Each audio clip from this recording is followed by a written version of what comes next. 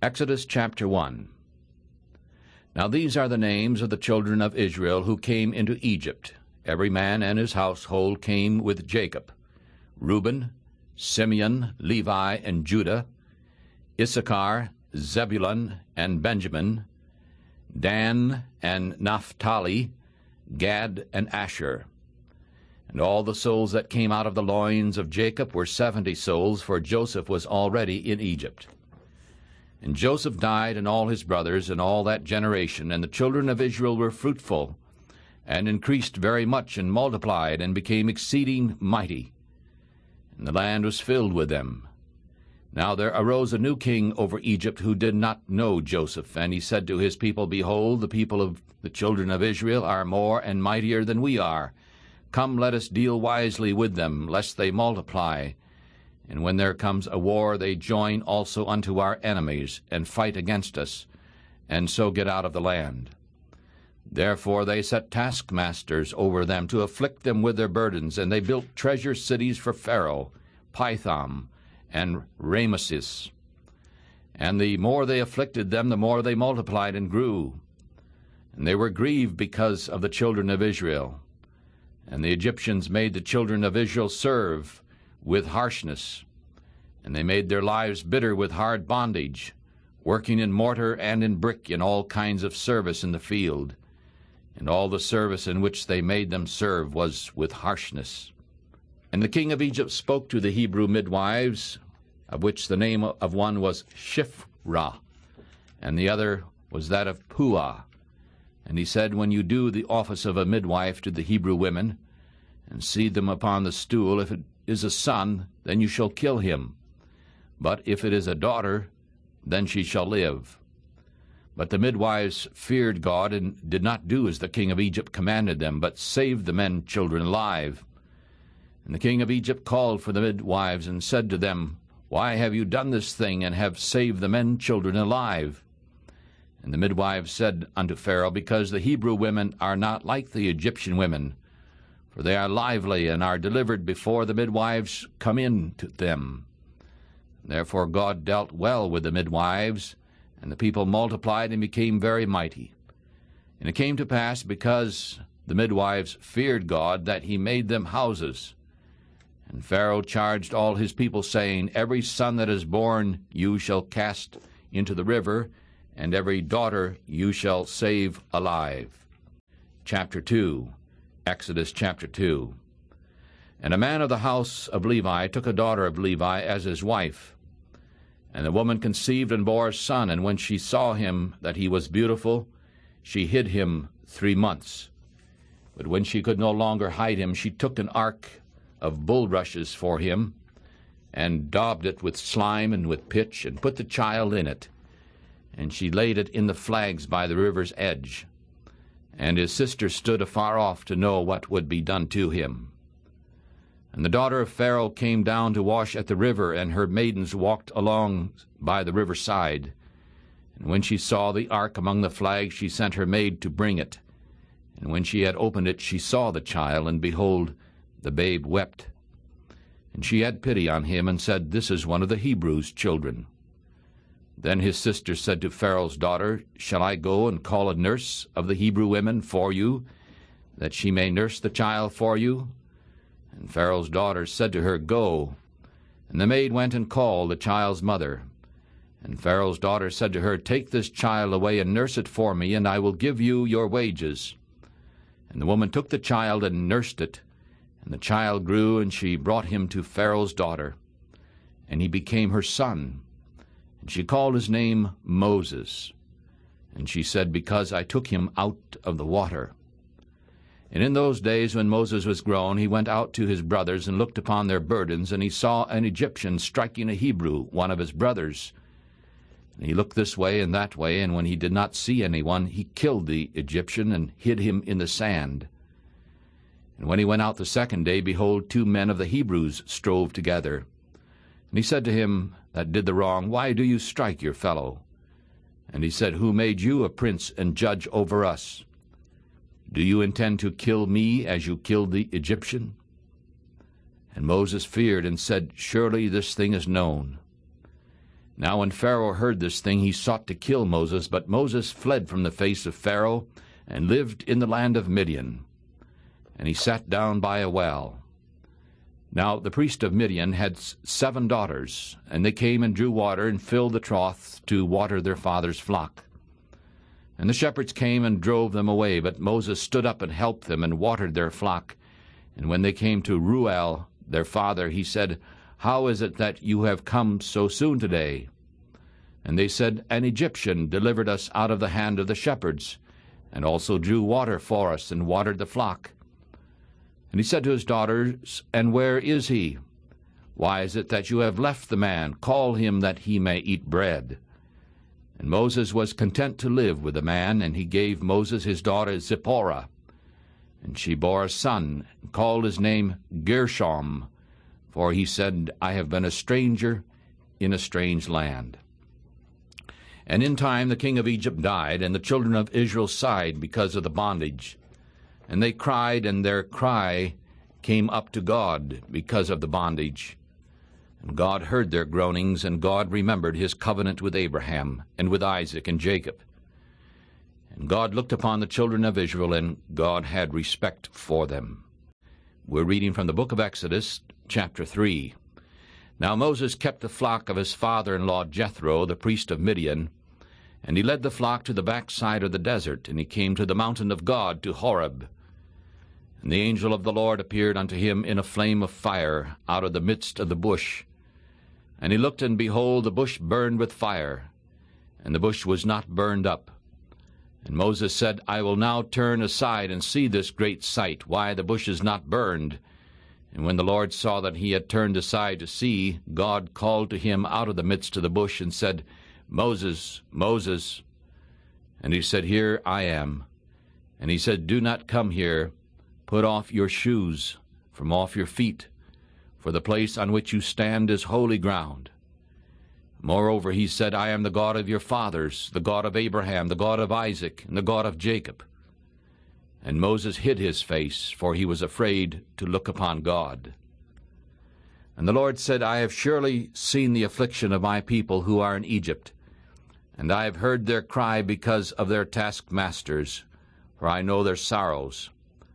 And I am coming down to deliver them out of the hand of the Egyptians, to bring them up out of that land unto a good land, a large land, unto a land flowing with milk and honey, to the place of the Canaanites, and the Amorites, and the Perizzites, and the Hivites, and the Jebusites.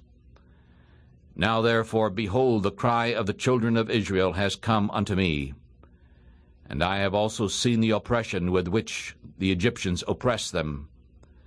Therefore come now, and I will send you to Pharaoh, that you may bring forth my people, the children of Israel, out of Egypt. And Moses said unto God, Who am I, that I should go to Pharaoh, and that I should bring forth the children of Israel out of Egypt? And he said, I will certainly be with you, and this shall be a token to you that I have sent you. When you have brought forth the people out of Egypt, you shall serve God upon this mountain.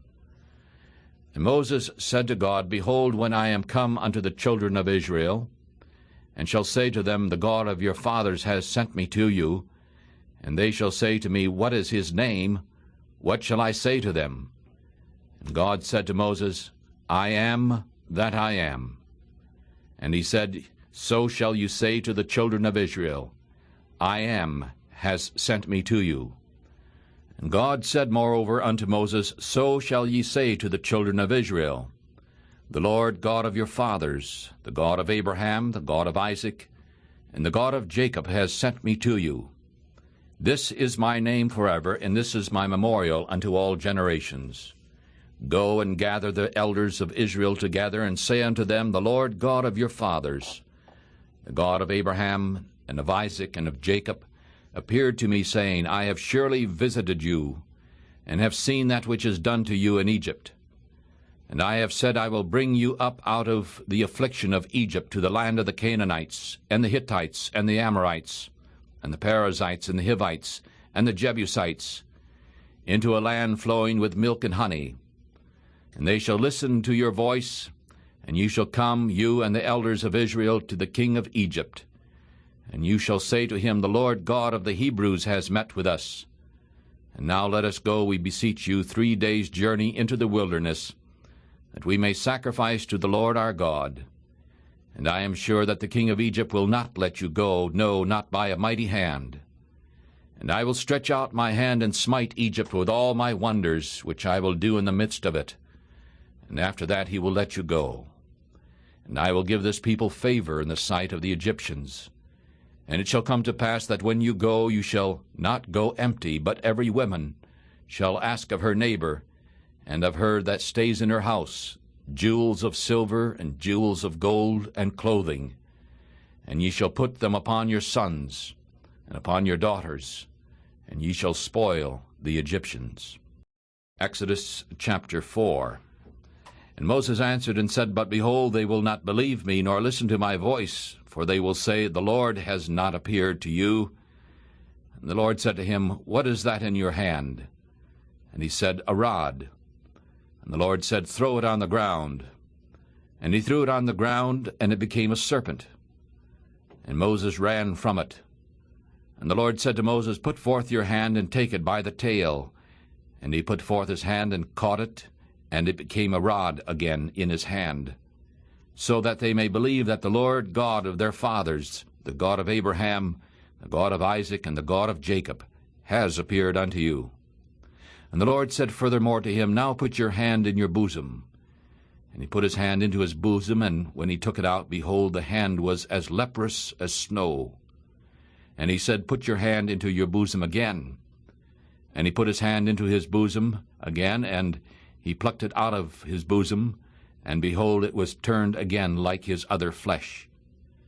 And if they will not believe you, neither listen to the voice of the first sign, then they will believe the voice of the latter sign. And also if they will not believe these 2 signs, neither listen unto your voice, then you shall take from the water of the river, and pour it upon the dry land. And the water which you take out of the river shall become blood on the dry land. And Moses said unto the Lord, O my Lord, I am not a man of words, neither before now nor since. Thou hast spoken unto thy servant, but I am slow of speech, and of a slow tongue. And the Lord said unto him, Who has made man's mouth? Or who makes the dumb, or the deaf, or the seen, or the blind? Have not I the Lord? Now therefore go, and I will be with your mouth, and teach you what you shall say. And he said, O my Lord, I pray thee, send by the hand of him whom thou wilt send. And the anger of the Lord was kindled against Moses. And he said, Is not Aaron the Levite your brother? I know that he can speak well. And also, behold, he comes forth to meet you, and when he sees you, he will be glad in his heart. And you shall speak to him, and put words in his mouth. And I will be with your mouth, and with his mouth, and will teach you what ye shall do. And he shall be your spokesman to the people. He shall become your mouth, and you shall be to him instead of God. And you shall take this rod in your hand, with which you shall do signs. And Moses went and returned to Jethro his father-in-law, and said to him, I pray you, let me go and return to my brothers who are in Egypt, and see if they are still alive. And Jethro said to Moses, Go in peace. And the Lord said unto Moses in Midian, Go, return to Egypt, for all the men who sought your life are now dead. And Moses took his wife and his sons, and set them upon an ass, and he returned to the land of Egypt. And Moses took the rod of God in his hand, and the Lord said to Moses, When you go to return into Egypt, see that you do all those wonders which I have put in your hand before Pharaoh. But I will harden his heart, that he shall not let the people go. And ye shall say to Pharaoh, Thus saith the Lord, Israel is my son, my firstborn. And I say to you, Let my son go, that he may serve me. And if you refuse to let him go, behold, I will kill your son, your firstborn. And it came to pass by the way in the inn, that the Lord met him, and sought to kill him. Then Zipporah took a sharp stone, and cut off the foreskin of her son, and threw it at his feet, and said, Surely a bloody husband you are to me. So he let him go. Then she said, You are a bloody husband, because of the circumcision. And the Lord said to Aaron, Go into the wilderness to meet Moses. And he went and met him in the mount of God, and kissed him. And Moses told Aaron all the words of the Lord, who had sent him, and all the signs which he had commanded him. And Moses and Aaron went and gathered together all the elders of the children of Israel. And Aaron spoke all the words which the Lord had spoken unto Moses, and did the signs in the sight of the people. And the people believed. And when they heard that the Lord had visited the children of Israel, and that he had looked upon their affliction, then they bowed their heads and worshipped. Exodus chapter 5. And afterward Moses and Aaron went in and told Pharaoh, Thus saith the Lord God of Israel, Let my people go, that they may hold a feast to me in the wilderness. And Pharaoh said, Who is the Lord, that I should obey his voice to let Israel go? I do not know the Lord, neither will I let Israel go. And they said, The God of the Hebrews has met with us. Let us go, we pray you, 3 days' journey into the desert, and sacrifice to the Lord our God, lest he fall upon us with a plague or with the sword. And the king of Egypt said to them, Moses and Aaron, why do you keep the people from their work? Get to your burdens.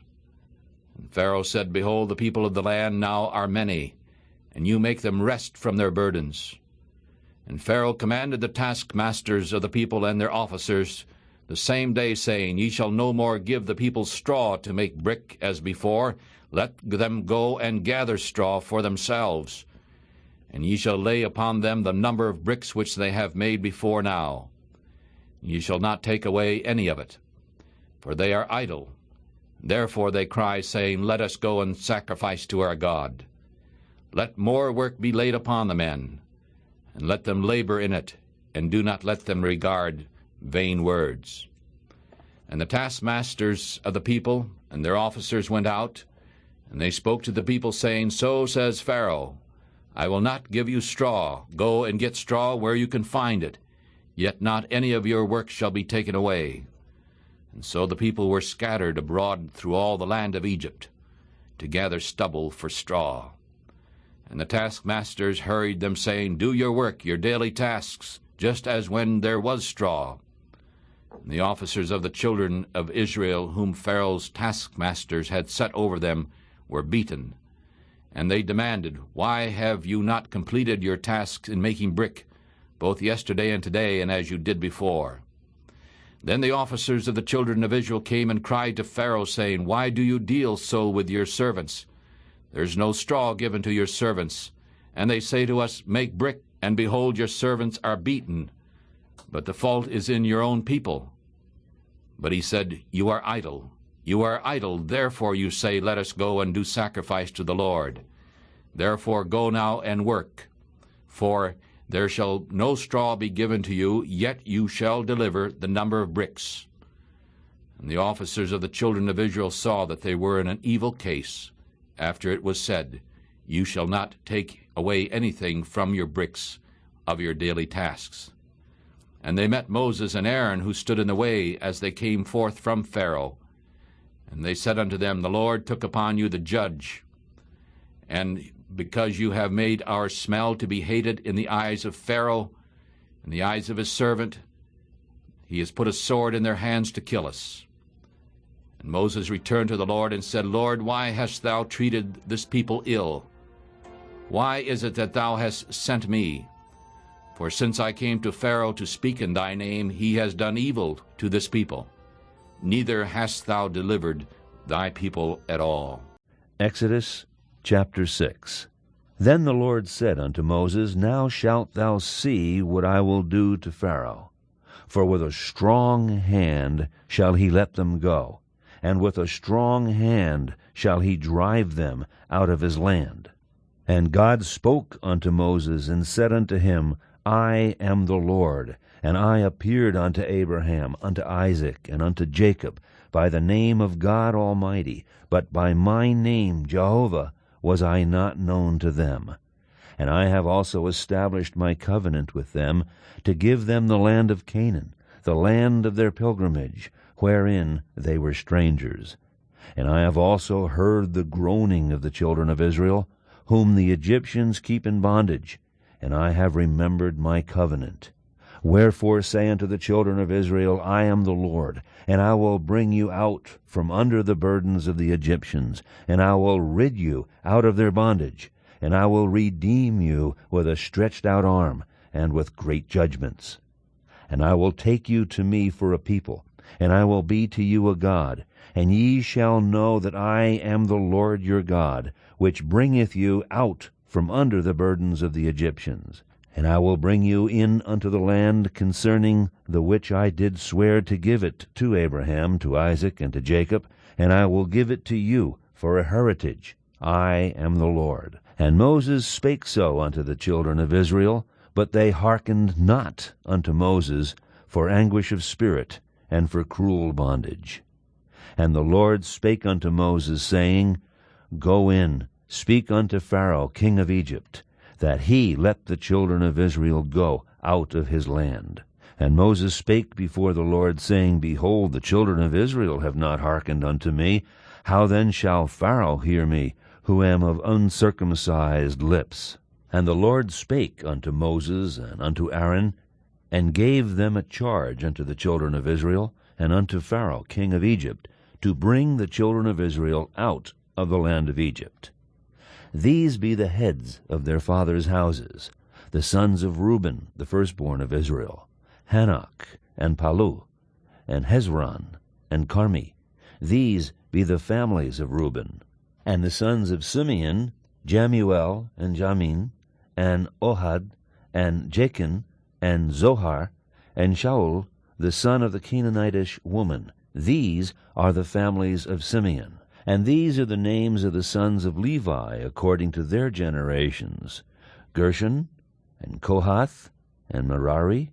And the years of the life of Levi were 137 years. The sons of Gershon, Libni, and Shimi, according to their families.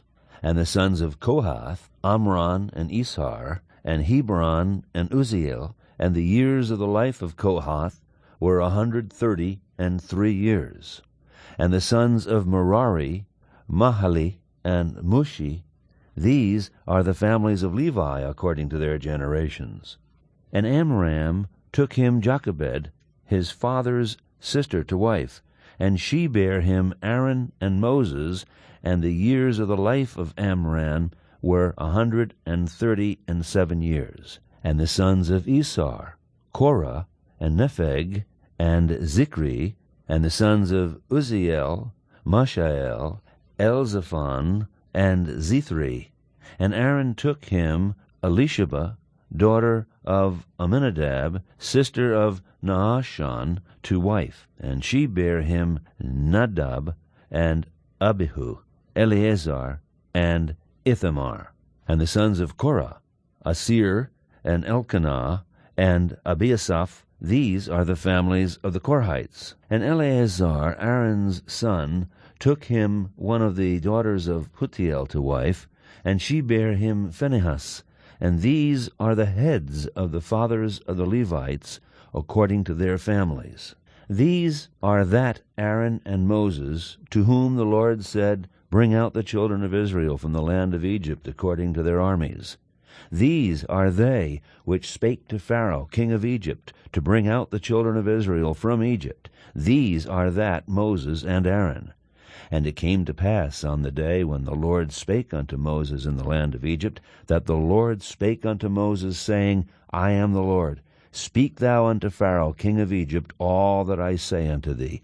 And Moses said before the Lord, Behold, I am of uncircumcised lips, and how shall Pharaoh hearken unto me?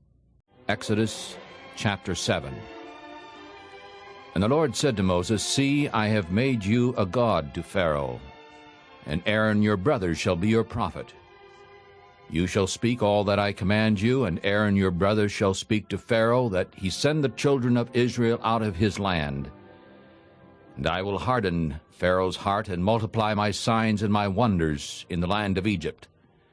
But Pharaoh shall not listen to you, so that I may lead my people out of Egypt, and bring my armies and my people and the children of Israel out of the land of Egypt by great judgments. And the Egyptians shall know that I am the Lord, when I stretch forth my hand upon Egypt, and bring out the children of Israel from among them. And Moses and Aaron did as the Lord commanded them, so they did. And Moses was 80 years old, and Aaron was 83 years old, when they spoke to Pharaoh. And the Lord spoke to Moses and to Aaron, saying, When Pharaoh shall speak to you, saying, Show a miracle for yourselves, you shall say to Aaron, Take your rod, and throw it in front of Pharaoh, and it shall become a snake. And Moses and Aaron went in unto Pharaoh, and they did as the Lord had commanded. And Aaron threw down his rod in front of Pharaoh, and in front of his servants, and it became a snake. Then Pharaoh also called the wise men and the sorcerers.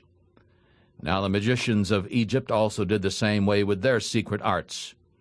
For each man threw down his rod, and they became snakes. But Aaron's rod swallowed up their rods, and he hardened Pharaoh's heart, so that he did not listen to them, as the Lord had said.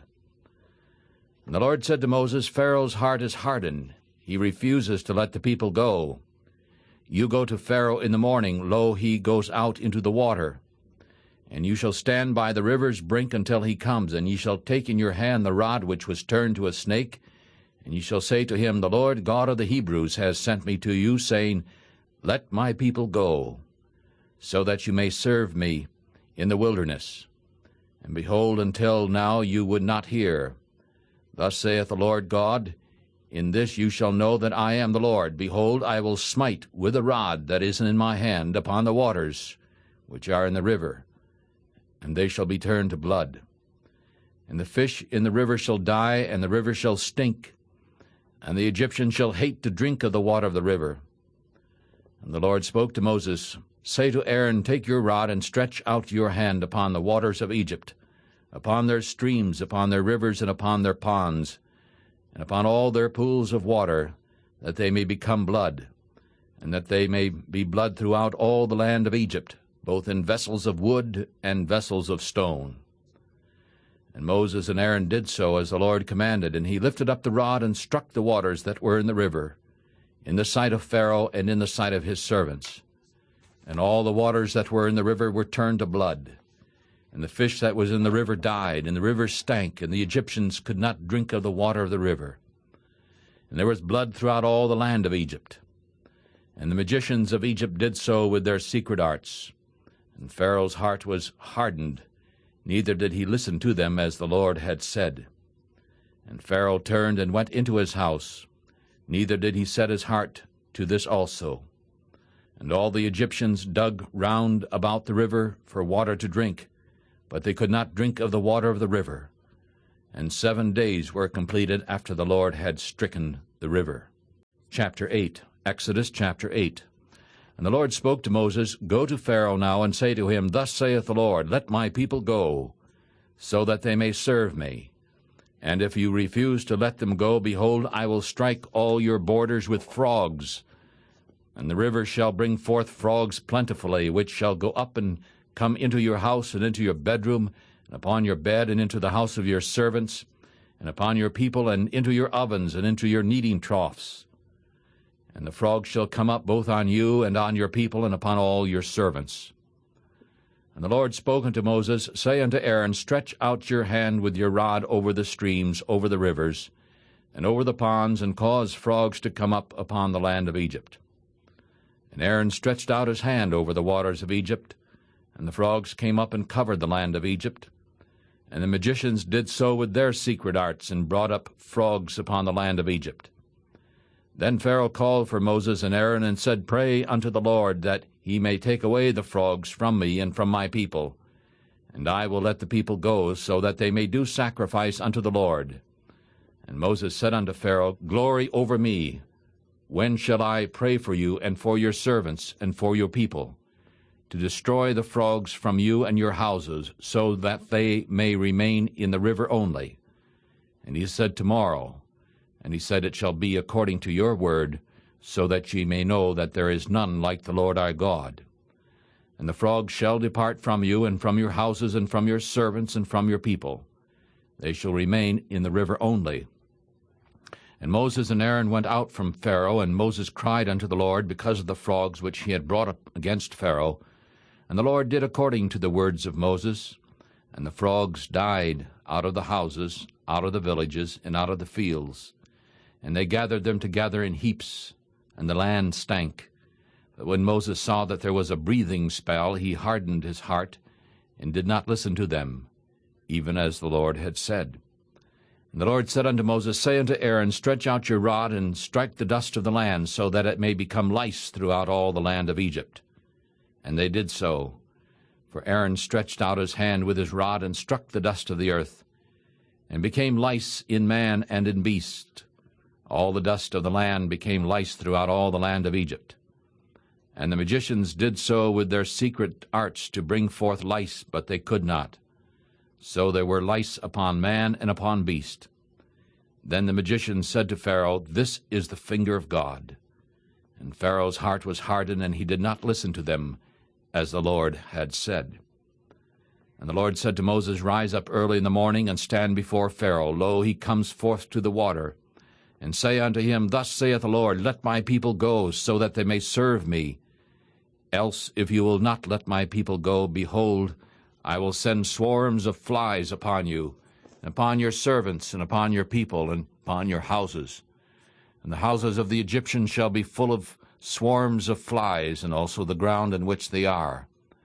And in that day I will cut off the land of Goshen, in which my people live, so that no swarms of flies shall be there, to the end that ye may know that I am the Lord in the midst of the earth. And I will put a dividing line between my people and your people. This miracle shall be tomorrow.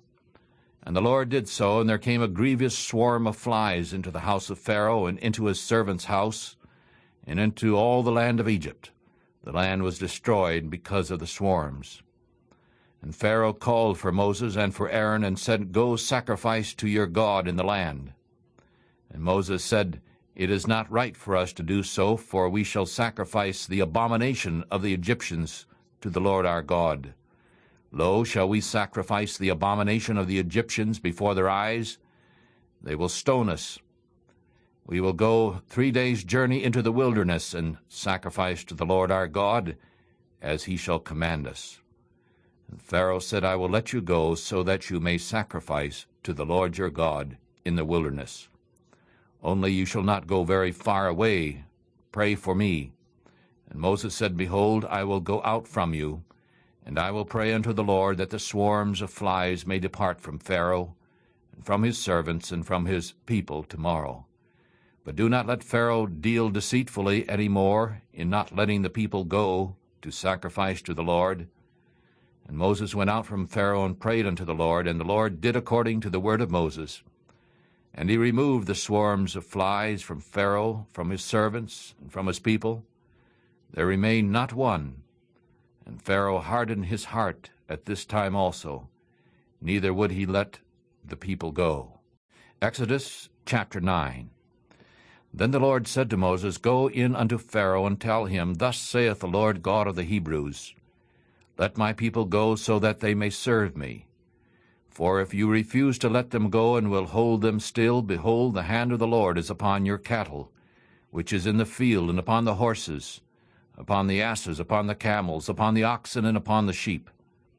There shall be a very grievous plague, and the Lord shall separate between the cattle of Israel and the cattle of Egypt. And there shall nothing die of all that belongs to the children of Israel. And the Lord appointed a set time, saying, Tomorrow the Lord shall do this thing in the land. And the Lord did that thing on the next day, and all the cattle of Egypt died. But the cattle of the children of Israel, not one died. And Pharaoh sent, and behold, there was not one of the cattle of the Israelites dead. And the heart of Pharaoh was hardened, and he did not let the people go. And the Lord said to Moses and to Aaron, Take to yourselves handfuls of ashes of the furnace, and let Moses sprinkle it toward the sky in the sight of Pharaoh. And it shall become small dust in all the land of Egypt, and shall be a boil breaking forth with sores upon man and upon beast throughout all the land of Egypt. And they took ashes of the furnace, and stood before Pharaoh. And Moses sprinkled it up toward the sky, and it became a boil breaking forth with sores upon man and upon beast. And the magicians could not stand before Moses because of the boils, for the boil was upon the magicians and upon all the Egyptians. And the Lord hardened the heart of Pharaoh, and he did not listen to them, even as the Lord had spoken to Moses. And the Lord said to Moses, Rise up early in the morning, and stand before Pharaoh, and say to him, Thus saith the Lord God of the Hebrews, Let my people go, so that they may serve me. For I will at this time send all my plagues upon your heart, and upon your servants, and upon your people, so that you may know that there is none like me in all the earth. For now I will stretch out my hand, that I may strike you and your people with plagues, and ye shall be cut off from the earth. And in every deed for this cause I have raised you up, in order to show my power in you, and that my name may be declared throughout all the earth. Do you still exalt yourself against my people, that you will not let them go? Behold, tomorrow about this time I will cause it to rain a very grievous hail, such as has not been in Egypt since the foundation of it, even until now. Therefore send now and gather your cattle, and all that you have in the field. Upon every man and beast which shall be found in the field, and shall not be brought home, the hail shall come down upon them, and they shall die. He that feared the word of the Lord among the servants of Pharaoh made his servants and his cattle to flee into the houses. And he that did not regard the word of the Lord left his servants and his cattle in the field. And the Lord said to Moses, Stretch forth your hand toward heaven, so that there may be hail in all the land of Egypt, upon man and upon beast, and upon every herb of the field throughout all the land of Egypt. And Moses stretched forth his rod toward heaven. The Lord sent thunder and hail, and fire ran along upon the ground. And the Lord rained hail upon the land of Egypt. So there was hail and fire mingled with the hail, very grievous, such as there was none like it in all the land of Egypt, since it became a nation. And the hail struck throughout all the land of Egypt, all that was in the field, both man and beast. And the hail struck every herb of the field, and broke every tree of the field. Only in the land of Goshen, where the children of Israel were, was there no hail. And Pharaoh sent and called for Moses and Aaron, and said unto them, I have sinned this time. The Lord is righteous, and I and my people are wicked. Pray unto the Lord, for it is enough. Let there be no more mighty thunderings and hail. And I will let you go, and you shall stay no longer. And Moses said unto him, As soon as I go out of the city, I will spread abroad my hands unto the Lord. And the thunder shall stop, neither shall there be any more hail, so that you may know that the earth is the Lord's. But as for you and your servants, I know that you will not fear the Lord God. And the flax and the barley was stricken, for the barley was in the ear, and the flax was bold. But the wheat and the rye were not stricken, for they had not grown up. And Moses went out of the city from Pharaoh, and spread abroad his hands upon the Lord. And the thunders and hail stopped, and the rain was not poured upon the earth. And when Pharaoh saw that the rain and the hail and the thunders had ceased, he sinned still more, and hardened his heart, he and his servants. And the heart of Pharaoh was hardened, neither would he let the children of Israel go, even as the Lord had spoken by Moses. Exodus chapter 10. And the Lord said to Moses, Go in unto Pharaoh, for I have hardened his heart and the heart of his servants, so that I might show these my signs before him, and so that you may tell in the ears of your son and your son's son what things I have worked in Egypt, and my signs which I have done among them, so that ye may know that I am the Lord. And Moses and Aaron came in unto Pharaoh, and said unto him, Thus saith the Lord God of the Hebrews, How long will you refuse to humble yourself before me? Let my people go, so that they may serve me. Else if you refuse to let my people go, behold, tomorrow I will bring the locusts into your coast, and they shall cover the face of the earth, so that one cannot be able to see the earth. And they shall eat the rest of that which has escaped, which remains to you from the hail, and shall eat every tree which grows for you out of the field. And they shall fill your houses and the houses of all your servants, and the houses of all the Egyptians, which neither your fathers nor your fathers' fathers have seen since the day that they were upon this earth until this day. And he turned himself and went out from Pharaoh. And Pharaoh's servants said to him, How long shall this man be a snare to us? Let the men go, so that they may serve the Lord their God. Do you not yet know that Egypt is destroyed? And Moses and Aaron were brought again unto Pharaoh, and he said to them, Go now, serve the Lord your God. Who are the ones that shall go? And Moses said, We will go with our young, and with our old, and with our sons, and with our daughters. We will go with our flocks and with our herds, for we must hold a feast unto the Lord. And he said to them, May the Lord be so with you, as I send you and your little ones away. Watch out, for evil is before you. Not so. You men go now and serve the Lord, for it is you who desire it. And they were driven out from Pharaoh's presence. And the Lord said unto Moses, Stretch out your hand over the land of Egypt for the locust, that they may come up upon the land of Egypt, and eat every herb of the land, all that the hail has left. And Moses stretched forth his rod over the land of Egypt, and the Lord brought an east wind upon the land all that day and all that night. And when it was morning, the east wind brought the locusts. And the locust went up over all the land of Egypt, and rested in all the coasts of Egypt, very grievous. Before them there was no such locust as they, neither after them shall be such. For they covered the face of the whole earth, so that the land was darkened. And they ate every herb of the land, and all the fruit of the trees, which the hail had left. And there did not remain any green thing in the trees, or in the herbs of the field, through all the land of Egypt. Then Pharaoh called for Moses and Aaron in haste, and he said, I have sinned against the Lord your God, and against you. Now therefore I pray you, forgive my sin only this once, and pray unto the Lord your God, that he may take away from me this death only. And he went out from Pharaoh and prayed unto the Lord, and the Lord turned a mighty strong west wind, which took away the locusts and threw them into the Red Sea. There did not remain one locust in all the coast of Egypt. But the Lord hardened Pharaoh's heart, so that he would not let the children of Israel go. And the Lord said unto Moses, Stretch out your hand now toward heaven, that there may be darkness over the land of Egypt, so that one may even feel the darkness. And Moses stretched forth his hand toward heaven. There was a thick darkness in all the land of Egypt 3 days. They did not see one another, nor did any rise from his place for 3 days. But all the children of Israel had light in their dwellings. And Pharaoh called unto Moses and said, You go serve the Lord, only let your flocks and your herds be left, and let your little ones also go with you. And Moses said, You must give us also sacrifices and burnt offerings, so that we may sacrifice unto the Lord our God. Our cattle also shall go with us. There shall not a hoof be left behind, for we must take from them to serve the Lord our God, and we do not know with what we must serve the Lord until we come there. But the Lord hardened Pharaoh's heart, and would not let them go. And Pharaoh said to him, Go away from me, take heed to yourself, see my face no more, for in the day that you see my face ye shall die. And Moses said, You have spoken well, I will never see your face again. Chapter 11, Exodus chapter 11.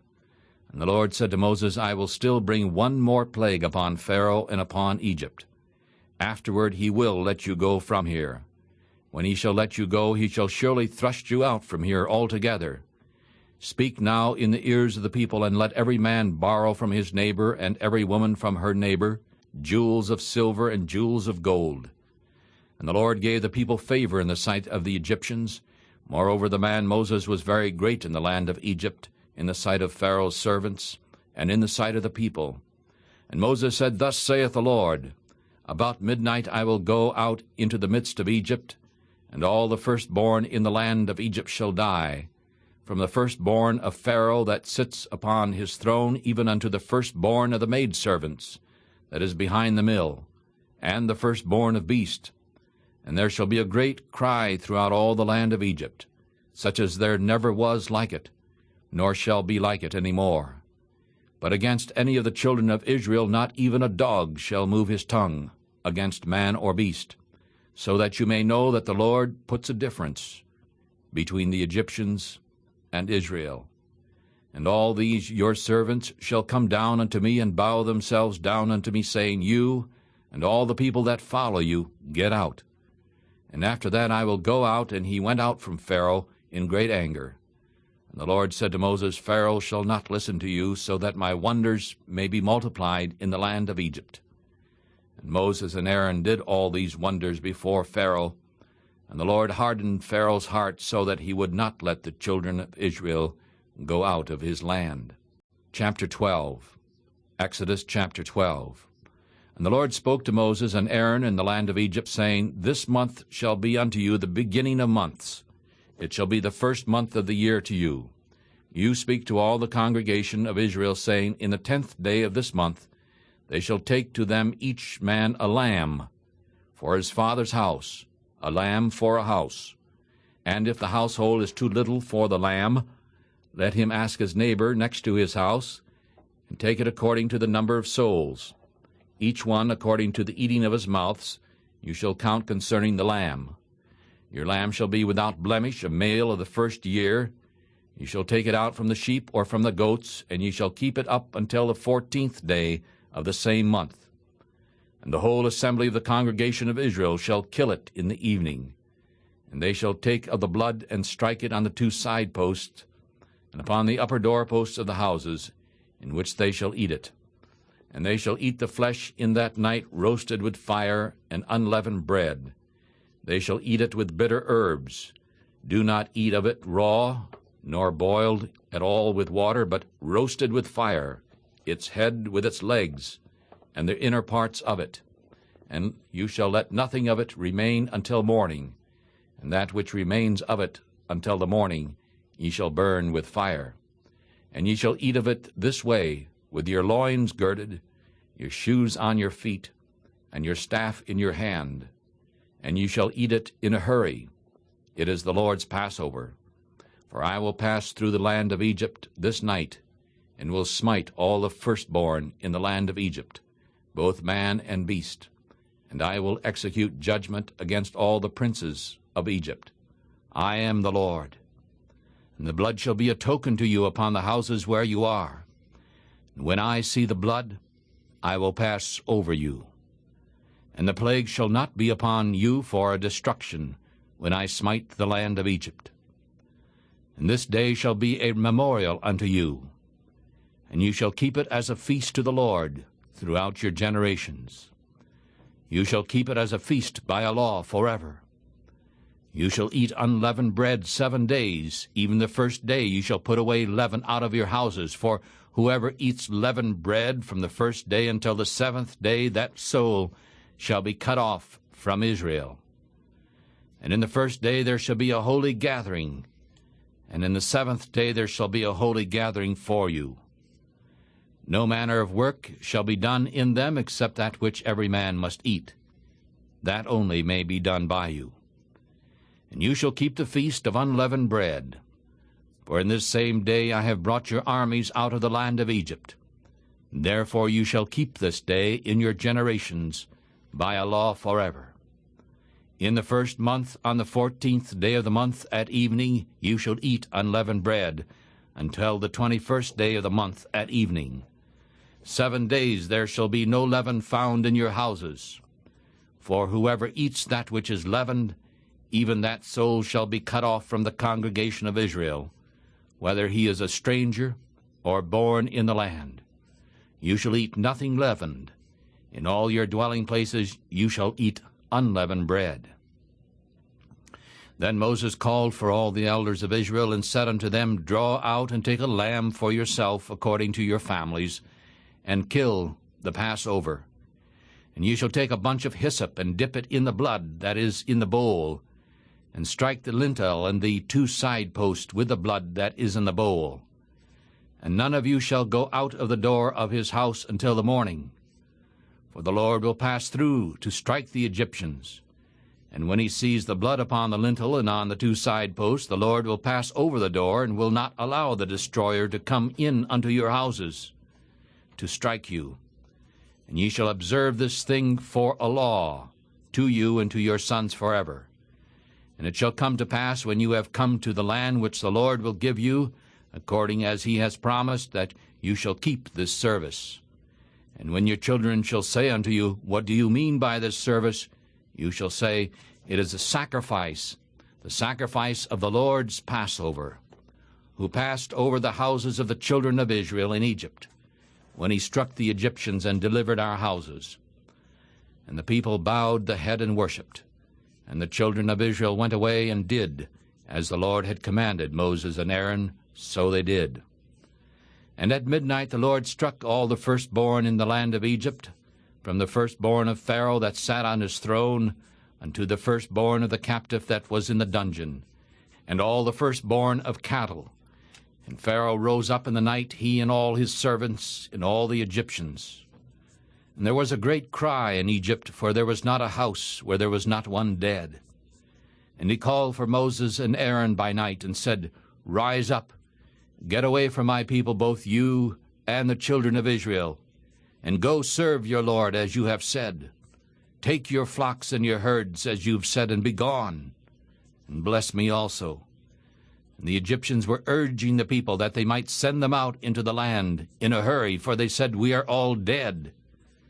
And the people took their dough before it was leavened, and their kneading troughs, being bound up in their clothes upon their shoulders. And the children of Israel did according to the word of Moses. And they borrowed jewels of silver and jewels of gold and clothing from the Egyptians. And the Lord gave the people favor in the sight of the Egyptians, so that they loaned to them, and they spoiled the Egyptians. And the children of Israel journeyed from Ramesses to Succoth, about 600,000 men on foot, besides children. And also a mixed multitude went up with them, and flocks and herds, very much cattle. And they baked unleavened cakes of dough, which they brought out of Egypt, for it was not leavened, because they were thrust out of Egypt and could not stay, neither had they prepared any food for themselves. Now the time that the children of Israel lived in Egypt was 430 years. And it came to pass at the end of 430 years, even the very same day, it came to pass that all the armies of the Lord went out from the land of Egypt. It is a night to be much kept unto the Lord, for bringing them out from the land of Egypt. This is that night of the Lord to be kept by all the children of Israel in their generations. And the Lord said unto Moses and Aaron, This is the law of the Passover. There shall be no stranger eat of it, but every man's servant that is bought for money, when you have circumcised him, then he shall eat of it. A foreigner and a hired servant shall not eat of it. It shall be eaten in one house. Ye shall not carry any of the flesh abroad out of the house, neither shall you break a bone of it. All the congregation of Israel shall keep it. And when a stranger shall stay with you and desires to keep the Passover to the Lord, let all his males be circumcised, and then let them keep it. And he shall be as one that is born in the land, and no uncircumcised person shall eat of it. There shall be one law to him that is home-born, and unto the stranger that lives among you. And so all the children of Israel did, even as the Lord commanded Moses and Aaron, so they did. And it came to pass the very same day that the Lord did bring the children of Israel out of the land of Egypt by their armies. Chapter 13, Exodus chapter 13. And the Lord spoke to Moses, saying, Sanctify all the firstborn unto me, whatever opens the womb among the children of Israel, of man and of beast. It is mine. And Moses said unto the people, Remember this day in which you came out of Egypt, out of the house of bondage. For the Lord brought you out from this place by the strength of his hand. There shall be no leavened bread eaten. You came out this day in the month Abib. And it shall be when the Lord shall bring you into the land of the Canaanites and the Hittites and the Amorites and the Hivites and the Jebusites, which he swore unto your fathers to give you, a land flowing with milk and honey, that ye shall keep this service in this month. You shall eat unleavened bread 7 days, and in the 7th day shall be a feast to the Lord.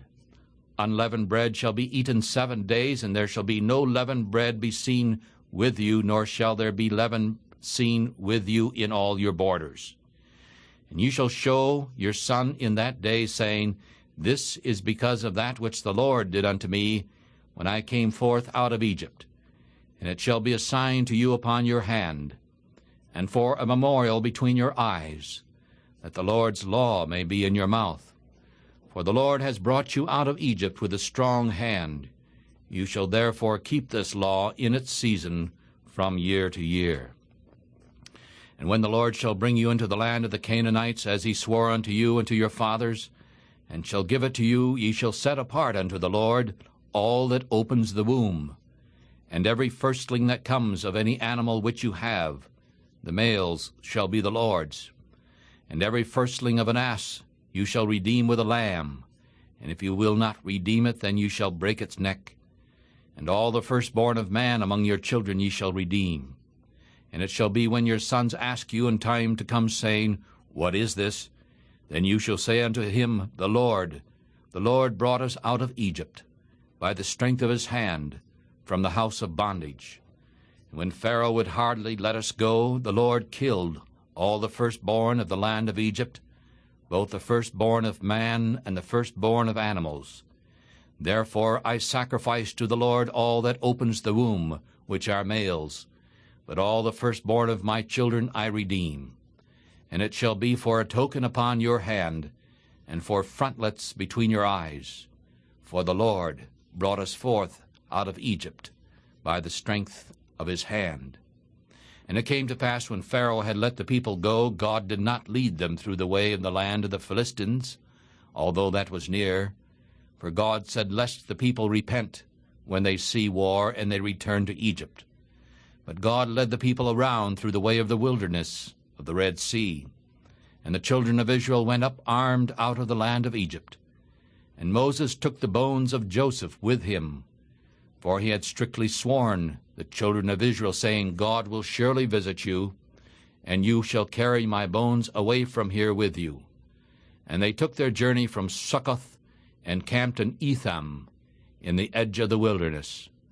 And the Lord went before them by day in a pillar of a cloud, to lead them the right way, and by night in a pillar of fire, to give them light, to go by day and night. And he did not take away the pillar of cloud by day, nor the pillar of fire by night, from before the people. Exodus chapter 14. And the Lord spoke to Moses, saying, Speak unto the children of Israel, that they turn and camp before Pi-hahiroth, between Migdol and the sea, over against Baal-zephon. You shall camp before it by the sea. For Pharaoh will say of the children of Israel, They are tangled in the land, and the wilderness has shut them in. And I will harden Pharaoh's heart, that he will follow after them. And I will be honored upon Pharaoh and upon all his armies, so that the Egyptians may know that I am the Lord. And they did so. And the king of Egypt was told that the people fled, and the heart of Pharaoh and of his servants was turned against the people. And they said, Why have we done this, that we have let Israel go from serving us? And so he made his chariot ready, and took his people with him. And he took 600 chosen chariots, and all the chariots of Egypt, and captains over every one of them. And the Lord hardened the heart of Pharaoh, king of Egypt. And he pursued after the children of Israel, and the children of Israel went out with a high hand. But the Egyptians pursued after them, all the horses and chariots of Pharaoh, and his horsemen and his army. And they overtook them, camping by the sea, besides Pi-hahiroth, before Baal-zephon. And when Pharaoh drew near, the children of Israel lifted up their eyes, and behold, the Egyptians marched after them. And they were very afraid. And the children of Israel cried out unto the Lord, and they said unto Moses, Have you taken us away to die in the wilderness, because there were no graves in Egypt? Why have you dealt this way with us, to carry us forth out of Egypt? Did we not tell you this word in Egypt, saying, Let us alone, so that we may serve the Egyptians? For it would have been better for us to serve the Egyptians, than that we should die in the wilderness. And Moses said to the people, Do not fear, stand still and see the salvation of the Lord, which he will show you this day. For the Egyptians whom you have seen today, ye shall never see them any more. And the Lord shall fight for you, and you shall hold your peace. And the Lord said unto Moses, Why do you cry unto me? Speak unto the children of Israel that they go forward. But lift up your rod and stretch out your hand over the sea and divide it. And the children of Israel shall go on dry ground through the midst of the sea. And behold, I will harden the hearts of the Egyptians, and they shall follow them, and I will get honor for me upon Pharaoh and upon all his army, upon his chariots and upon his horsemen. And the Egyptians shall know that I am the Lord, when I have gotten honor for me upon Pharaoh and upon his chariots and upon his horsemen. And the angel of God who went before the camp of Israel moved and went behind them. And the pillar of the cloud went from in front of their face and stood behind them. And it came between the camp of the Egyptians and the camp of Israel. And it was a cloud and a darkness, but it gave light by night to Israel, so that the one did not come near the other all night. And Moses stretched out his hand over the sea, and the Lord caused the sea to go back by a strong east wind all that night, and made the sea dry land. And the waters were divided, and the children of Israel went into the midst of the sea upon dry ground.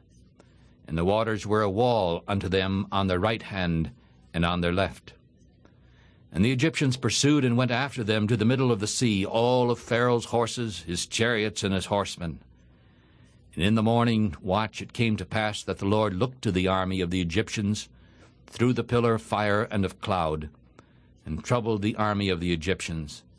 And he took off their chariot wheels and made them go heavily, so that the Egyptians said, Let us flee from the face of Israel, for the Lord fights for them against the Egyptians. And the Lord said to Moses, Strike out your hand over the sea, so that the waters may come again upon the Egyptians, upon their chariots and upon their horsemen.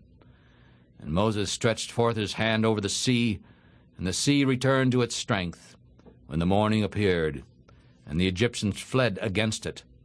And the Lord overthrew the Egyptians in the middle of the sea.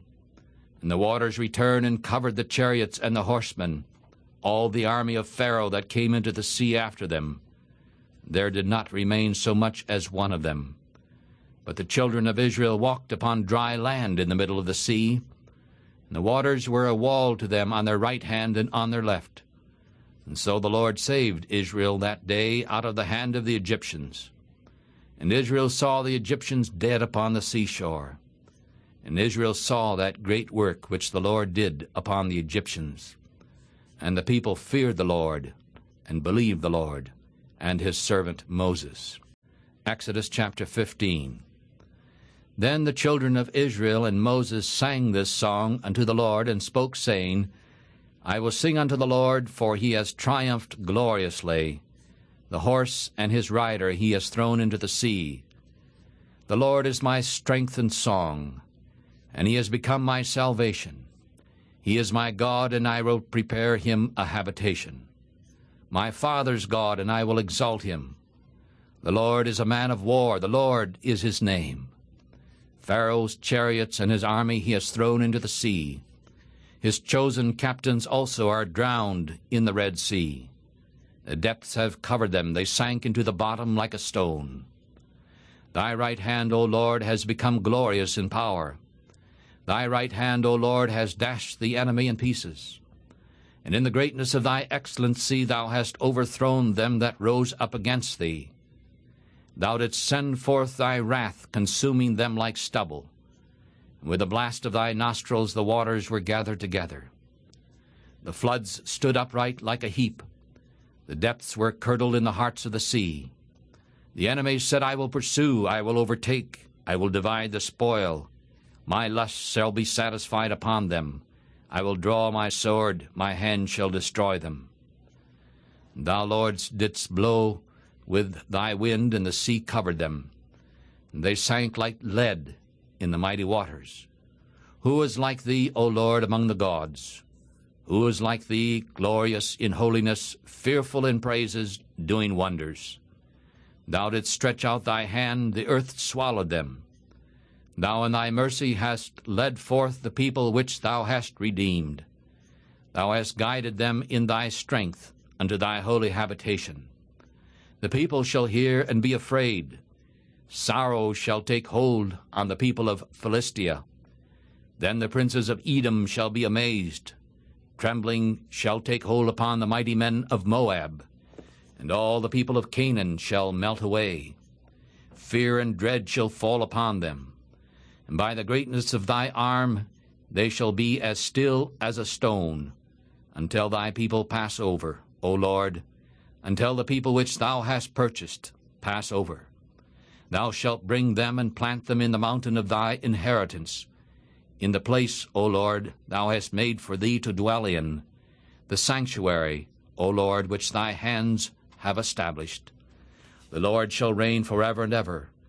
For the horse of Pharaoh went in with his chariots and with his horsemen into the sea, and the Lord brought again the waters of the sea upon them.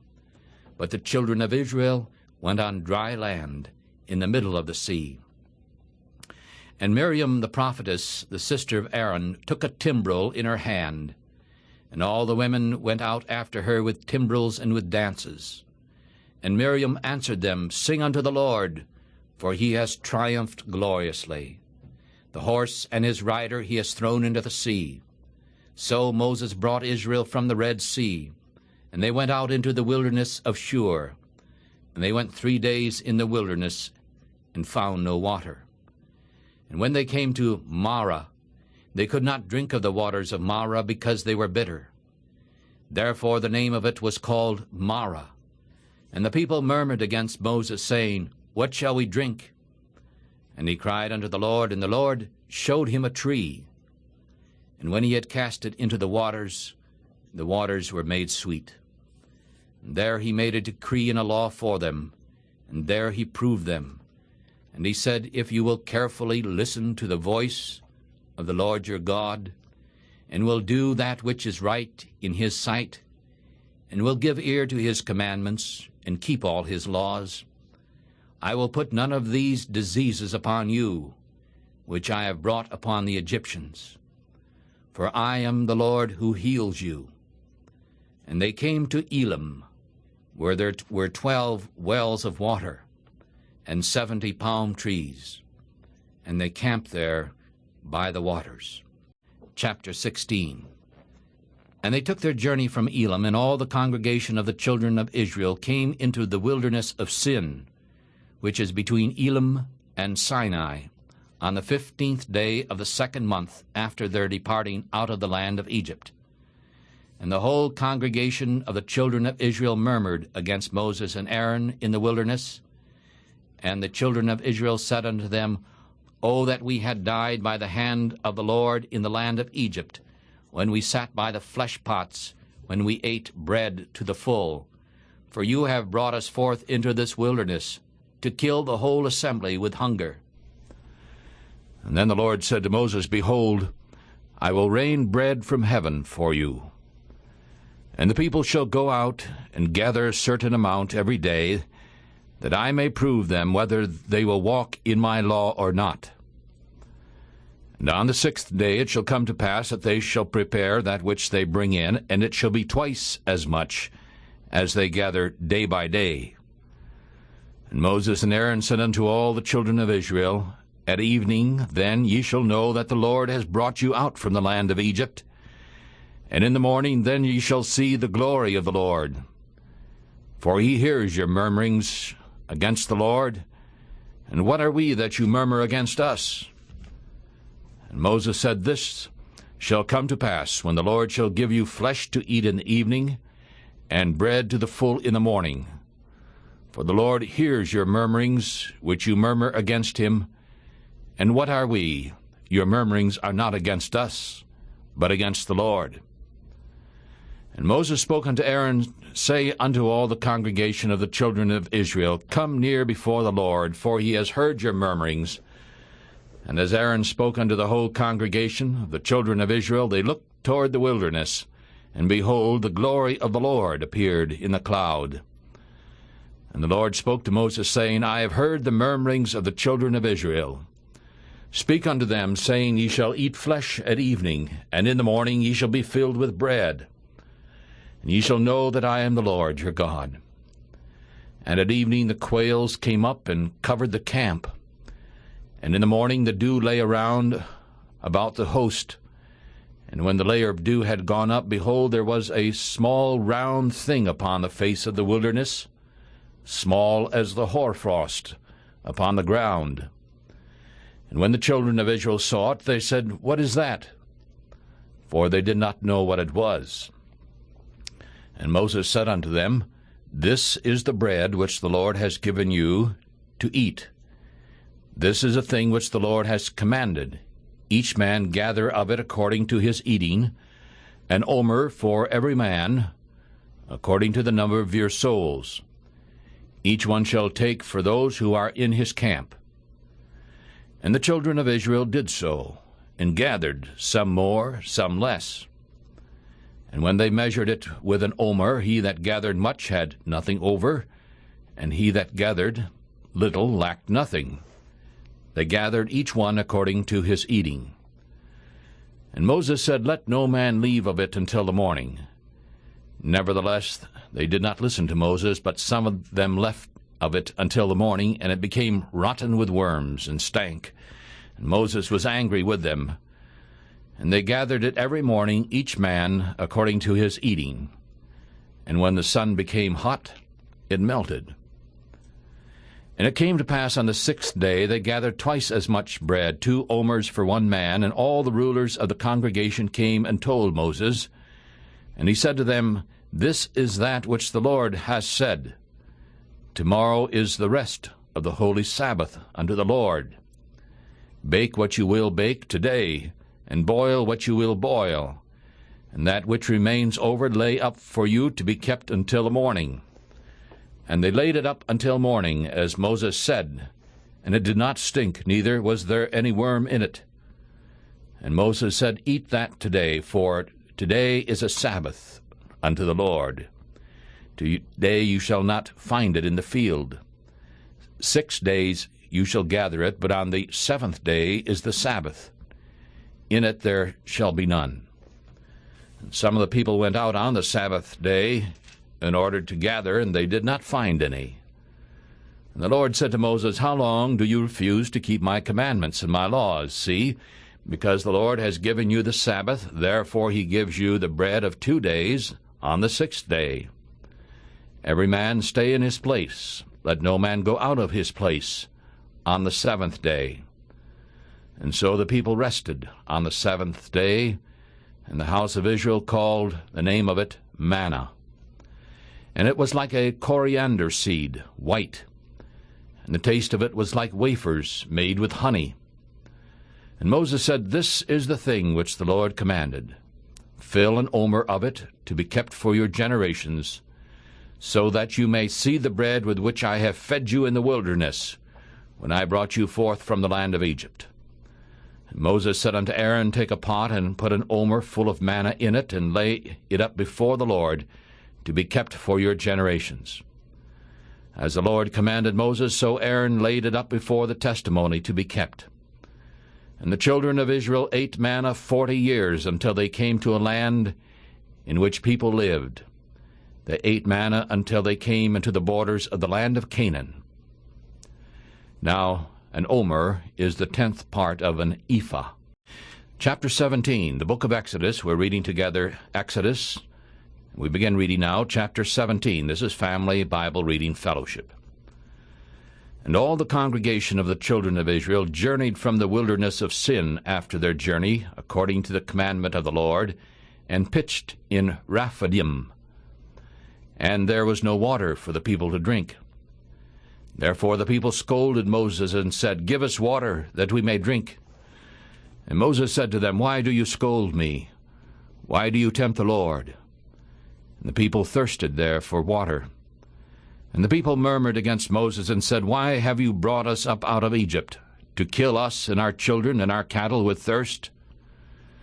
And Moses cried unto the Lord, saying, What shall I do unto this people? They are almost ready to stone me. And the Lord said unto Moses, Go on in front of the people, and take with you the elders of Israel, and take your rod with which you struck the river in your hands, and go. Behold, I will stand before you there upon the rock in Horeb, and you shall smite the rock, and there shall come water out of it, so that the people may drink. And Moses did so in the sight of the elders of Israel. And he called the name of the place Massah and Meribah, because of the scolding of the children of Israel, and because they tempted the Lord, saying, Is the Lord amongst us or not? Then Amalek came and fought with Israel in Rephidim. And Moses said to Joshua, Choose out men and go out to fight with Amalek. Tomorrow I will stand on the top of the hill with the rod of God in my hand. And so Joshua did as Moses had said to him, and fought with Amalek. And Moses and Aaron and Hur went up to the top of the hill. And when Moses held up his hand, Israel prevailed. And when he let down his hand, Amalek prevailed. But Moses' hand was heavy. And they took a stone and put it under him, and he sat on it. And Aaron and Hur held up his hands, the one on one side and the other on the other side. And his hands were steady until the going down of the sun. And Joshua defeated Amalek and its people with the edge of the sword. And the Lord said unto Moses, Write this for a memorial in a book, and rehearse it in the ears of Joshua. For I will utterly put out the remembrance of Amalek from under heaven. And Moses built an altar and called the name of it Jehovah Nissi. For he says, Because the Lord has sworn that the Lord will have war with Amalek from generation to generation. The book of Exodus, chapter 18. Now when Jethro, the priest of Midian, Moses' father-in-law, heard of all that God had done for Moses and for Israel his people, that the Lord had brought Israel out of Egypt, then Jethro, Moses' father-in-law, took Zipporah, Moses' wife, after he had sent her back, and her 2 sons, of which the name of one was Gershom, for he said, I have been an alien in a strange land, and the name of the other was Eleazar, for the God of my father, my help, delivered me from the sword of Pharaoh. And Jethro, Moses' father-in-law, came with his sons and his wife unto Moses in the wilderness, where he camped at the mount of God. And he said to Moses, I, your father-in-law Jethro, have come unto you, and your wife, and her 2 sons with her. And Moses went out to meet his father-in-law, and bowed down to him, and kissed him. And they asked each other of their welfare, and they came into the tent. And Moses told his father-in-law all that the Lord had done unto Pharaoh and the Egyptians for Israel's sake, all the travail that had come upon them by the way, and how the Lord had delivered them. And Jethro rejoiced for all the goodness which the Lord had done to Israel, whom he had delivered out of the hand of the Egyptians. And Jethro said, Blessed be the Lord, who has delivered you out of the hand of the Egyptians and out of the hand of Pharaoh, and who has delivered the people from under the hand of the Egyptians. Now I know that the Lord is greater than all gods, for in the thing in which they dealt proudly, he was above them. And Jethro, Moses' father-in-law, took a burnt offering and sacrifices for God. And Aaron came and all the elders of Israel to eat bread with Moses' father-in-law before God. And on the next day it came to pass that Moses sat to judge the people. And the people stood by Moses from the morning until the evening. And when Moses' father-in-law saw all that he did to the people, he said, What is this thing which you do to the people? Why do you sit alone by yourself? And all the people stand by you from morning until evening. And Moses said unto his father-in-law, Because the people come unto me to inquire of God. When they have a matter, they come to me, and I judge between one and another. And I make them know the statutes of God and his laws. And Moses' father-in-law said unto him, The thing that you do is not good. You will surely wear away both you and this people that is with you. For this thing is too heavy for you. You are not able to perform it alone. Listen now to my voice. I will give you counsel, and God will be with you. You be for the people toward God, that you may bring the causes unto God. And you shall teach them ordinances and laws, and shall show them the way in which they must walk, and the work that they must do. Moreover, you shall provide out of all the people able men, such as fear God, men of truth, hating covetousness, and place such over them to be rulers of thousands, and rulers of hundreds, and rulers of 50s, and rulers of 10s. and let them judge the people at all times. And it shall be that every great matter they shall bring unto you, but every small matter they shall judge. So it shall be easier for you, and they shall bear with you. If you will do this thing, and God command you, then you shall be able to endure, and all this people shall also go to their place in peace. So Moses listened to the voice of his father-in-law, and did all that he had said. And Moses chose able men out of Israel, and made them heads over the people, rulers of thousands, rulers of hundreds, rulers of 50s, and rulers of 10s. And they judged the people at all times. The hard causes they brought to Moses, but every small matter they judged themselves. And Moses let his father-in-law depart, and he went his way into his own land. Exodus chapter 19. In the 3rd month, when the children of Israel had gone forth out of the land of Egypt, the same day they came into the wilderness of Sinai. For they had departed from Rephidim, and had come to the desert of Sinai, and had pitched in the wilderness. And Israel camped there in front of the mount. And Moses went up unto God, and the Lord called unto him out of the mountain, saying, So ye shall say to the house of Jacob, and tell the children of Israel, You have seen what I did to the Egyptians, and how I bore you on eagle's wings, and brought you unto myself. Now therefore, if you will obey my voice indeed, and keep my covenant, then ye shall be a peculiar treasure unto me above all people. For all the earth is mine, and you shall be unto me a kingdom of priests and a holy nation. These are the words which you shall speak to the children of Israel. And Moses came and called for the elders of the people, and laid before their faces all these words which the Lord commanded him. And all the people answered together, and said, All that the Lord has spoken we will do. And Moses returned the words of the people unto the Lord, and the Lord said unto Moses, Lo, I come unto you in a thick cloud, that the people may hear when I speak with you, and believe you forever. And Moses told the words of the people unto the Lord. And the Lord said unto Moses, Go to the people, and sanctify them today and tomorrow, and let them wash their clothes, and be ready for the 3rd day. For the 3rd day the Lord will come down in the sight of all the people upon Mount Sinai. And you shall set bounds to the people round about, saying, Take heed to yourselves, do not go up into the mountain, or touch the border of it. Whoever touches the mountain shall be surely put to death. There shall not be a hand to touch it, but that he shall surely be stoned or shot through. Whether it is beast or man, it shall not live. When the trumpet sounds long, they shall come up to the mountain. And Moses went down from the mountain to the people, and sanctified the people. And they washed their clothes. And he said to the people, Be ready for the 3rd day, do not approach a woman. And it came to pass on the 3rd day in the morning that there were thunders and lightnings, and a thick cloud upon the mountain. And the voice of the trumpet was exceeding loud, so that all the people that were in the camp trembled. And Moses brought the people out of the camp to meet with God, and they stood at the lower part of the mountain. And Mount Sinai was smoking, all of it, because the Lord came down upon it in fire. And the smoke of it went up like the smoke of a furnace. And the whole mountain quaked greatly.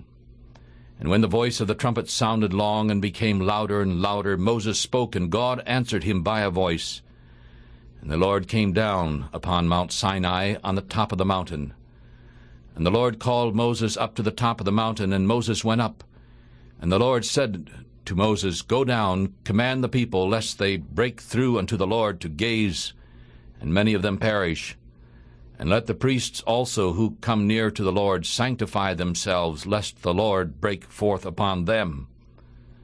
And Moses said unto the Lord, The people cannot come up to the mountain, to Mount Sinai, for thou didst command us, saying, Set bounds around the mountain, and sanctify it. And the Lord said unto him, Away, you go down, and you shall come up, you and Aaron with you.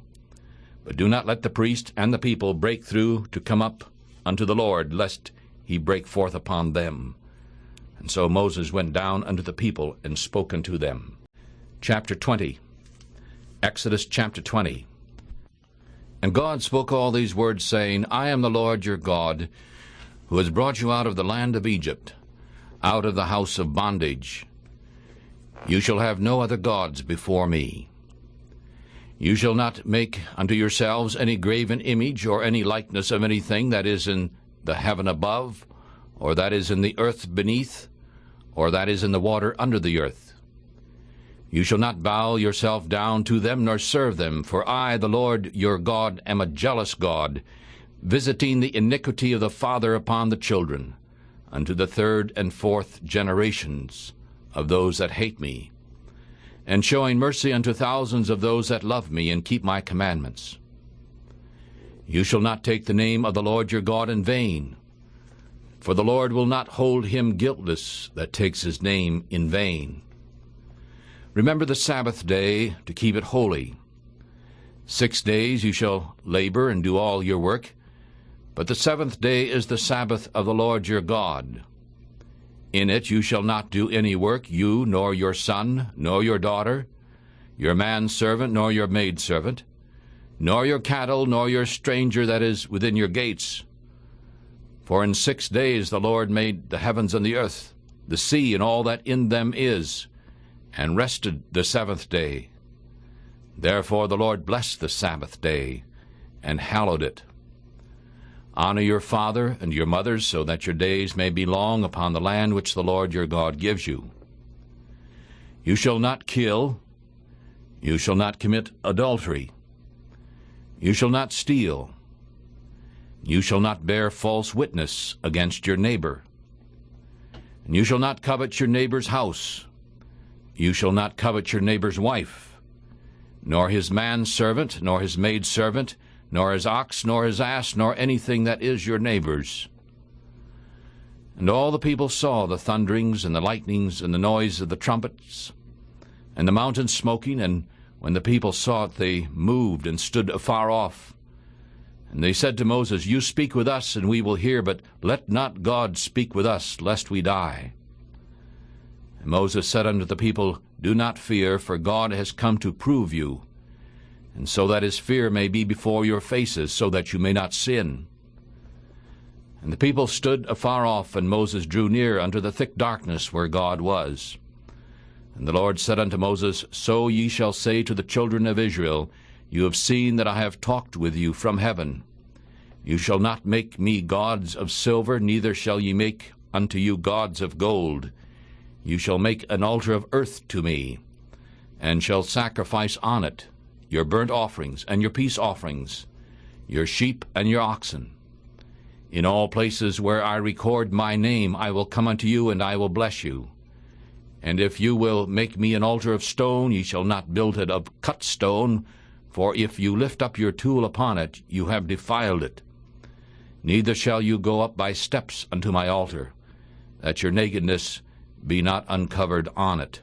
Chapter 21, Exodus chapter 21.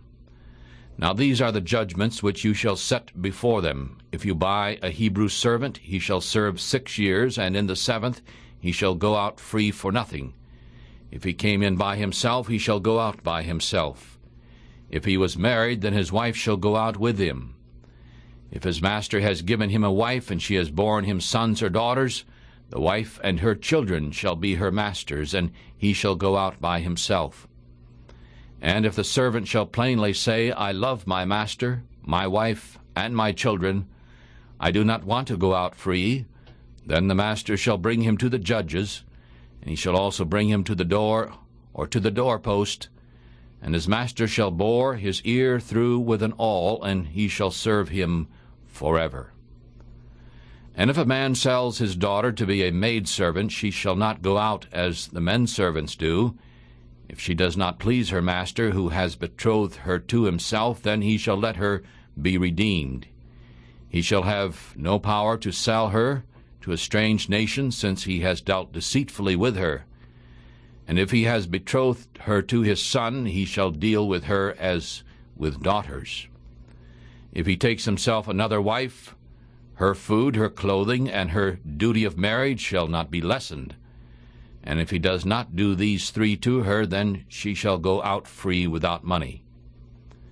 He that strikes a man so that he dies shall surely be put to death. And if a man does not lie in wait, but God delivers him into his hand, then I will appoint you a place where he shall flee. But if a man comes presumptuously upon his neighbor to slay him with guile, you shall take him from my altar, so that he may die. And he that strikes his father or his mother shall surely be put to death. And he that steals a man and sells him, or if he is found in his hand, he shall surely be put to death. And he that curses his father or his mother shall surely be put to death. And if man strives together, and one strikes another with a stone or with his fist, and he does not die, but keeps his bed, if he rises again and walks abroad with his staff, then he that struck him shall be set free, only he shall pay for the loss of his time, and shall cause him to be completely healed. And if a man strikes his servant or his maid with a rod, and he dies under his hand, he shall surely be punished. Notwithstanding, if he continues a day or two, he shall not be punished, for he is his money. If men strive and hurt a woman with child, so that her child comes out, and yet no harm follow, he shall surely be punished according as the woman's husband will lay upon him. And he shall pay as the judges say. And if any harm follow, then ye shall give him life for life, an eye for an eye, and a tooth for a tooth, a hand for a hand, and a foot for a foot, burning for burning, wound for wound, and stripe for stripe.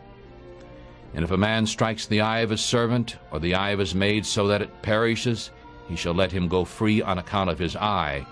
If he strikes out his manservant's tooth or his maidservant's tooth, he shall let him go free on account of his tooth. If an ox gores a man or woman so that they die, then the ox shall surely be stoned, and his flesh shall not be eaten. But the owner of the ox shall be set free. But if the ox was apt to push with his horns in time past, and his owner has been told, and he has not kept him in, but that he has killed a man or a woman, the ox shall be stoned, and his owner shall also be put to death. If there is laid on him a sum of money, then he shall give for the ransom of his life whatever is laid upon him. Whether he has gored a son or gored a daughter, according to this judgment it shall be done unto him. If the ox shall gore a manservant or a maidservant, he shall give to their master 30 shekels of silver, and the ox shall be stoned. And if a man shall open a pit, or if a man shall dig a pit and not cover it, and an ox or an ass falls in it, the owner of the pit shall make it good, and give money to the owner of them, and the dead animal shall be his. And if one man's ox hurts another so that it dies, then they shall sell the live ox, and divide the money of it, and they shall also divide the dead ox. Or if it is known that the ox has been apt to gore in times past, and his owner has not kept him in, he shall surely pay ox for ox, and the dead shall be his own. Chapter 22. Exodus chapter 22. If a man shall steal an ox or a sheep, and kill it, or sell it, he shall restore 5 oxen for an ox, and 4 sheep for a sheep. If a thief is found breaking up, and is struck so that he dies, no blood shall be shed for him. If the sun is risen upon him, blood is due for him. He should repay in full. If he has nothing, then he shall be sold for his theft. If the theft is certainly found in his hand alive, whether it is an ox or an ass or a sheep, he shall restore double. If a man causes a field or a vineyard to be eaten, and shall put in his animal, and shall feed in another man's field, he shall repay from the best of his own field and the best of his own vineyard. If fire breaks out and catches in thorns, so that the stacks of grain or the standing grain or the field is burned up, he who kindled the fire shall surely repay in full. If a man shall deliver to his neighbor money or stuff to keep, and it is stolen out of the man's house, if the thief is found, let him pay double. If the thief is not found, then the master of the house shall be brought to the judges to see whether he has put his hand to his neighbor's goods. For every case of trespass, for ox, for ass, for sheep, for clothing, for any kind of lost thing which another claims to be his, The cause of both parties shall come before the judges, and whom the judges shall condemn, he shall pay double unto his neighbor. If a man delivers to his neighbor an ass or an ox or a sheep or any animal to keep, and it dies or is hurt or driven away, no man seeing it, then shall an oath of the Lord be between them, and he has not put his hand to his neighbor's goods. And the owner of it shall accept it, and he shall not make it good. And if it is stolen from him, he shall fully repay the owner of it. If it is torn in pieces, let him bring it for a witness, and he shall not make good that which was torn. And if a man borrows from his neighbor, and is hurt or dies, when the owner of it is not with it, he shall surely make it good. But if the owner of it is with it, he shall not make it good. If it is something hired, it came for its hire. And if a man lures a maid who is not promised and lies with her, he shall surely endow her to be his wife. If her father utterly refuses to give her to him, he shall pay money according to the dowry of virgins. You shall not allow a witch to live. Whoever lies with an animal shall surely be put to death. He who sacrifices to any god except unto the Lord only, he shall be utterly destroyed. You shall neither vex a stranger nor oppress him, for you were strangers in the land of Egypt. You shall not afflict any widow or fatherless child. If you afflict them in any way, and they cry at all unto me, I will surely hear their cry, and my wrath shall become hot. And I will kill you with a sword, and your wives shall be widows, and your children fatherless. If you lend money to any of my people that is poor beside you, you shall not be to him as a money lender, neither shall you lay upon him interest. If you at all take your neighbor's clothing as a pledge, you shall deliver it to him by the time the sun goes down, for that is his covering only. It is his clothing for his skin, in which shall he sleep. And when he cries unto me, I will hear, for I am gracious. You shall not revile the judges, nor curse the ruler of your people. You shall not delay to offer the first of your ripe fruits and of your sap, and you shall give the firstborn of your sons to me. Likewise ye shall do with your oxen and with your sheep. It shall be with its dam 7 days, and on the 8th day you shall give it to me. And ye shall be holy men to me, neither shall you eat flesh that is torn by a beast in the field. You shall throw it to the dogs. The book of Exodus, chapter 23. You shall not raise a false report. Do not put your hand with the wicked to be an unrighteous witness.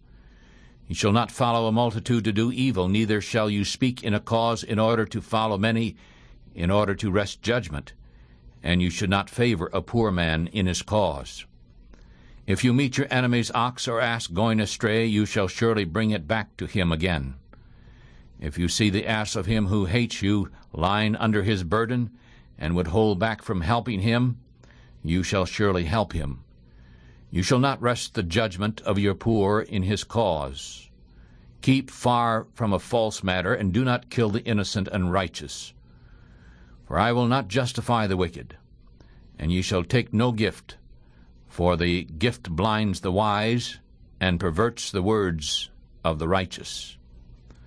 Also you shall not oppress a stranger, for you know the heart of a stranger, since you were strangers yourselves in the land of Egypt. And ye shall sow your land 6 years, and shall gather in the fruits of it. But the 7th year ye shall rest, and let it lie still, so that the poor of your people may eat. And what they leave the animals of the field shall eat. In the same way ye shall deal with your vineyards and with your olive yard. You shall do your work 6 days, and on the 7th day you shall rest, so that your ox and your ass may rest, and the son of your handmaid and the stranger may be refreshed. And be watchful in all things that I have said unto you, and make no mention of the name of other gods, neither let it be heard out of your mouth. You shall keep a feast unto me 3 times in the year. You shall keep the feast of unleavened bread. You shall eat unleavened bread 7 days, as I have commanded you in the time appointed of the month of Abib. For in it you came out of Egypt. And no one shall appear before me empty. And the feast of harvest, and the firstfruits of your labors, which you have sown in the field, and the feast of ingathering in the end of the year, when you have gathered in your labors out of the field, 3 times in the year all your males shall appear before the Lord God. You shall not offer the blood of my sacrifice with leavened bread, neither shall the fat of my sacrifice remain until the morning. The first of the firstfruits of your land you shall bring into the house of the Lord your God, and ye shall not boil a kid in its mother's milk. Behold, I send an angel before you to keep you in the way, and to bring you in the way, and to bring you to the place which I have prepared. Beware of him, and obey his voice. Do not provoke him, for he will not pardon your transgressions. For my name is in him. But if you shall indeed obey his voice, and do all that I speak, then I will be an enemy unto your enemies, and an adversary unto your adversaries. For my angel shall go before you, and bring you in unto the Amorites, and the Hittites, and the Perizzites, and the Canaanites, and the Hivites, and the Jebusites. And I will cut them off, and you shall not bow down to their gods, nor serve them, nor do after their works. But you shall utterly overthrow them, and quite break down their images. And ye shall serve the Lord your God, and he shall bless your bread and your water. And I will take sickness away from the midst of you. Nothing shall cast their young, nor be barren in your land. The number of your days I will fulfill. I will send my fear before you, and will destroy all the people to whom you shall come.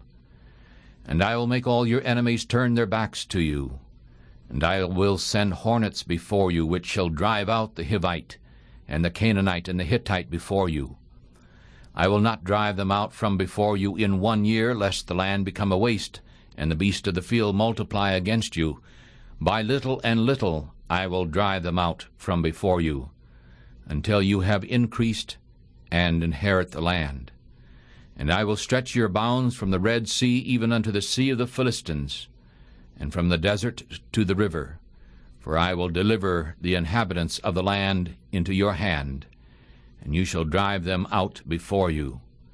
You shall make no covenant with them or with their gods. They shall not dwell in your land, lest they make you sin against me. For if you serve their gods, it surely will be a snare to you. We're reading from the book of Exodus. We begin reading now the 24th chapter. And the Lord said to Moses, Come up unto the Lord, you and Aaron, Nadab and Abihu, and 70 of the elders of Israel, and worship afar off. And Moses alone shall come near the Lord, but they shall not come near, neither shall the people go up with them. And Moses came and told the people all the words of the Lord, and all the judgments. And all the people answered with one voice, and said, All the words which the Lord has said we will do. And Moses wrote all the words of the Lord, and rose up early in the morning, and built an altar under the hill, and 12 pillars according to the 12 tribes of Israel. And he sent young men of the children of Israel, who offered burnt offerings, and sacrificed peace offerings of oxen unto the Lord. And Moses took half of the blood, and put it in basins, and half of the blood he sprinkled on the altar. And he took the book of the covenant, and read it in the ears of the people.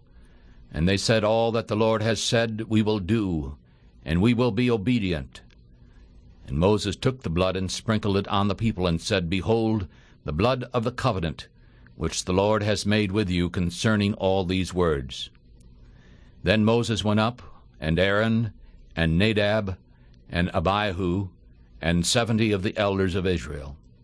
And they saw the God of Israel, and there was under his feet as it were a paved work of sapphire stone, and as it were the body of heaven in clearness. And upon the nobles of the children of Israel he did not lay his hands. Also they saw God, and ate and drank. And the Lord said unto Moses, Come up to me in the mountain, and be there, and I will give you tablets of stone, and a law, and commandments which I have written, so that you may teach them. And Moses rose up, and his minister Joshua. And Moses went up into the mountain of the Lord, and he said unto the elders, You stay here for us until we come again to you. And behold, Aaron and Hur are with you. If any man has any matters to do, let him come to them.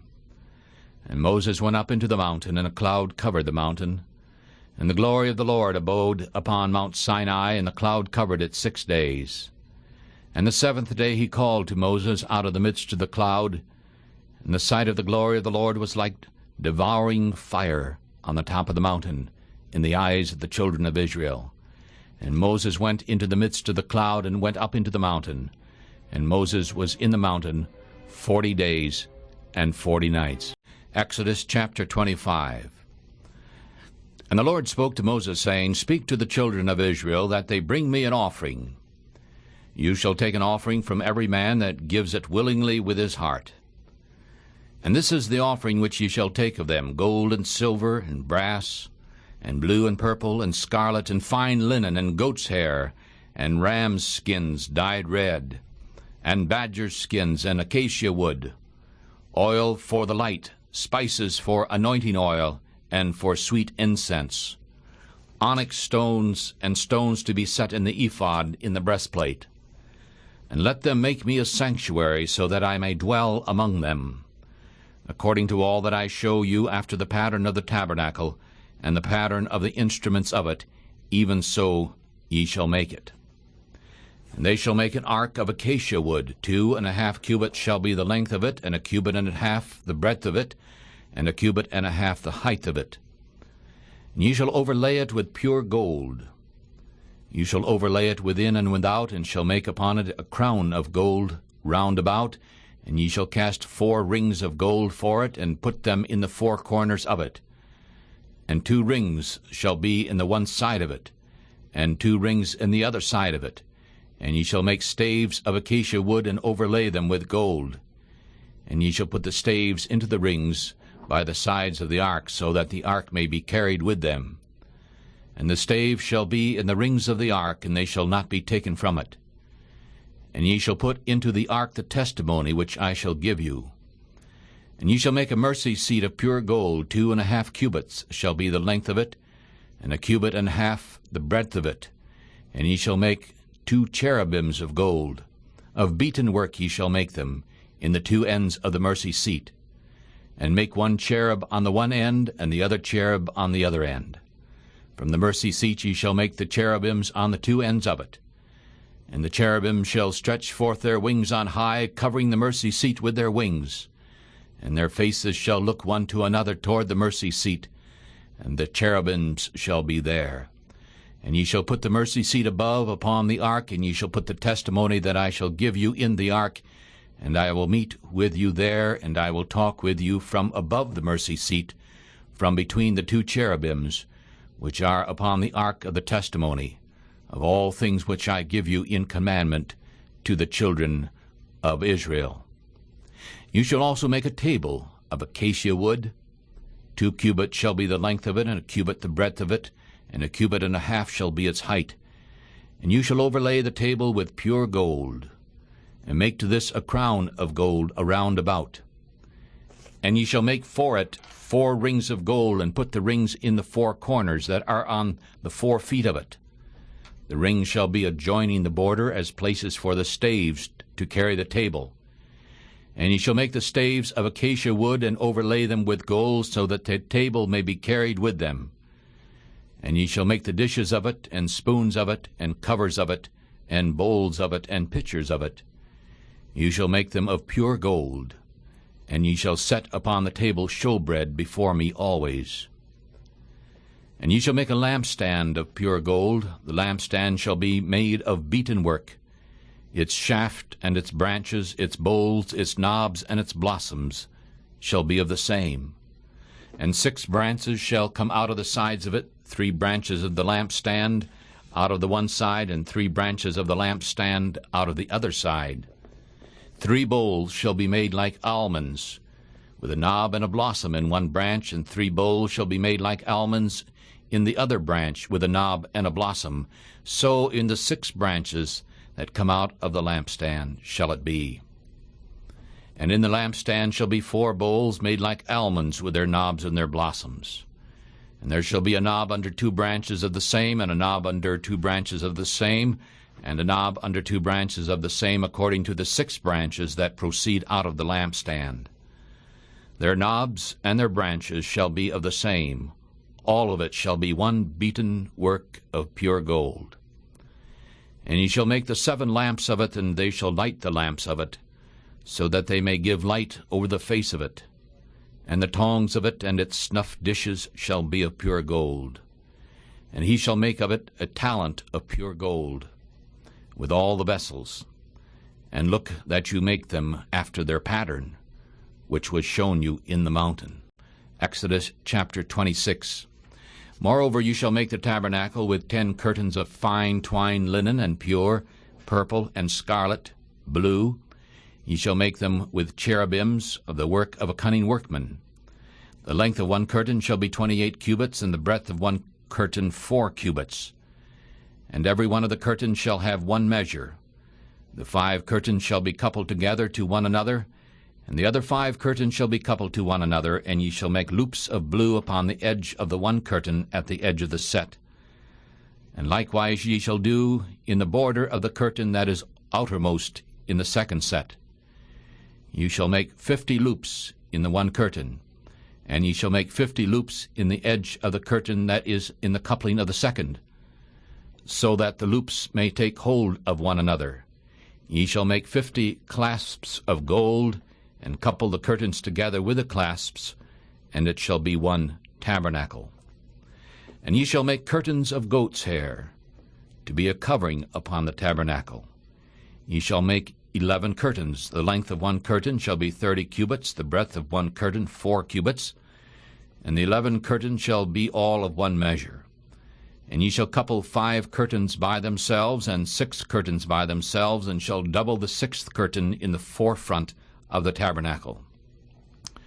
And ye shall make 50 loops on the edge of one curtain that is outermost in the coupling, and 50 loops in the edge of the curtain which couples the second.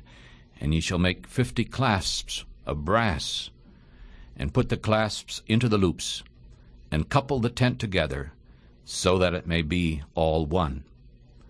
And the rest that remains of the curtains of the tent, the half curtain that remains, shall hang over the back side of the tabernacle, and a cubit on the one side, and a cubit on the other side of that which remains in the length of the curtains of the tent.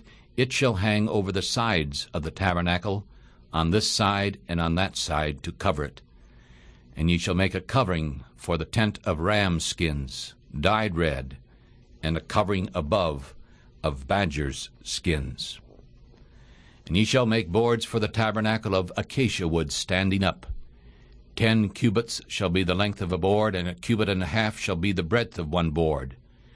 There shall be 2 pins in one board, set in order against one another, so ye shall make for all the boards of the tabernacle.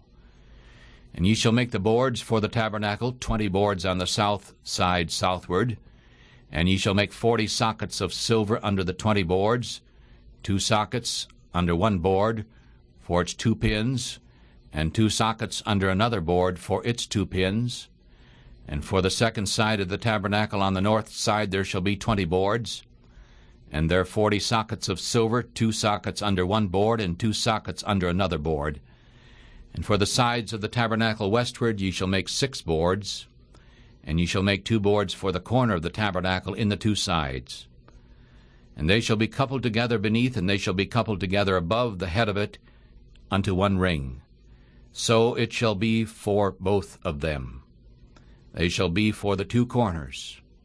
And they shall be 8 boards, and their sockets of silver 16 sockets, 2 sockets under one board, and 2 sockets under another board. And ye shall make bars of acacia wood, 5 for the boards of the one side of the tabernacle, and 5 bars for the boards of the other side of the tabernacle, and 5 bars for the side of the tabernacle, and for the 2 sides westward. And the middle bar in the midst of the board shall reach from end to end. And ye shall overlay the boards with gold, and make their rings of gold for places for the bars. And ye shall overlay the bars with gold. And ye shall rear up the tabernacle according to the pattern of it, which was shown you in the mountain. And you shall make a veil of blue and purple and scarlet and fine twined linen of embroidered work. With cherubims it shall be made, and you shall hang it upon 4 pillars of acacia overlaid with gold. Their hooks shall be of gold upon the 4 sockets of silver.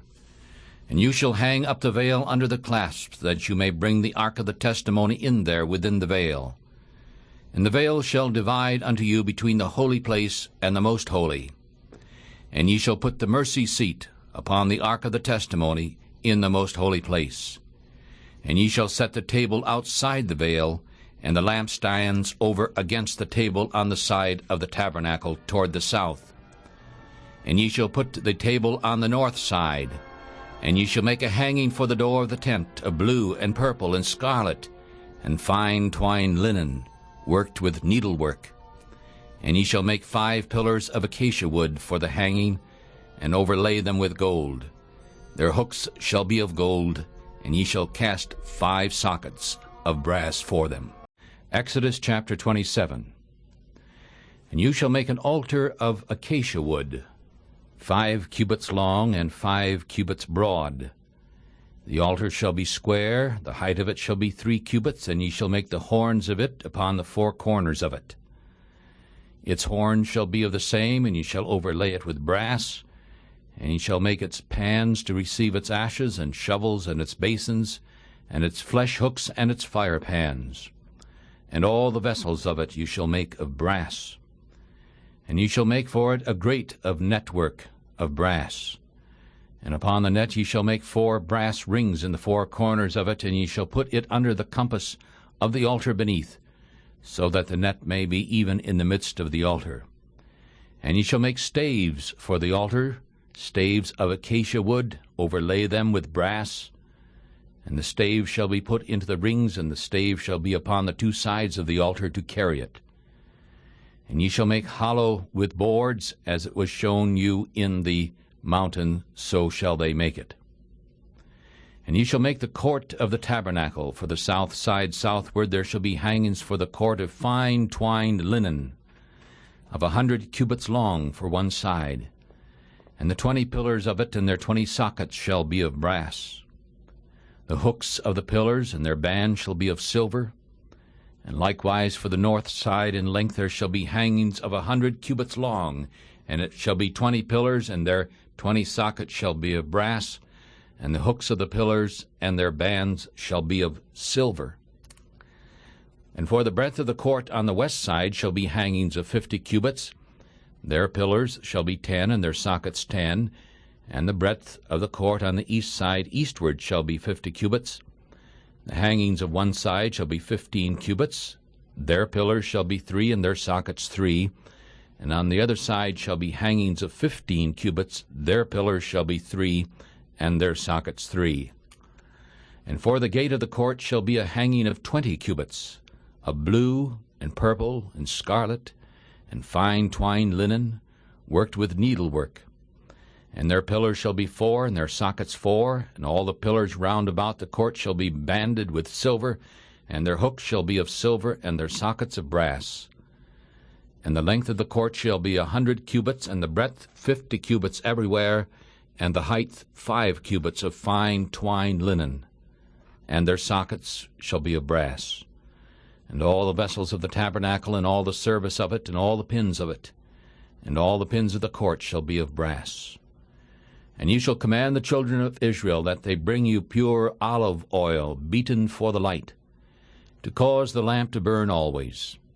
In the tabernacle of the congregation outside the veil, which is before the testimony, Aaron and his son shall order it from evening to morning before the Lord. It shall be a statute forever for their generations on behalf of the children of Israel. Exodus chapter 28. And take unto you Aaron your brother and his sons with him from among the children of Israel, so that he may minister unto me in the priest's office. Aaron, Nadab, and Abihu, Eleazar, and Ithamar, Aaron's sons. And you shall speak unto all who are wise-hearted, whom I have filled with the spirit of wisdom, that they make Aaron's garments to consecrate him, so that he may minister unto me in the priest's office. And these are the garments which they shall make: a breastplate, and an ephod, and a robe, and an embroidered coat, a mitre, and a girdle. And they shall make holy garments for Aaron your brother and his sons, so that he may minister unto me in the priest's office. And they shall take gold and blue and purple and scarlet and fine linen.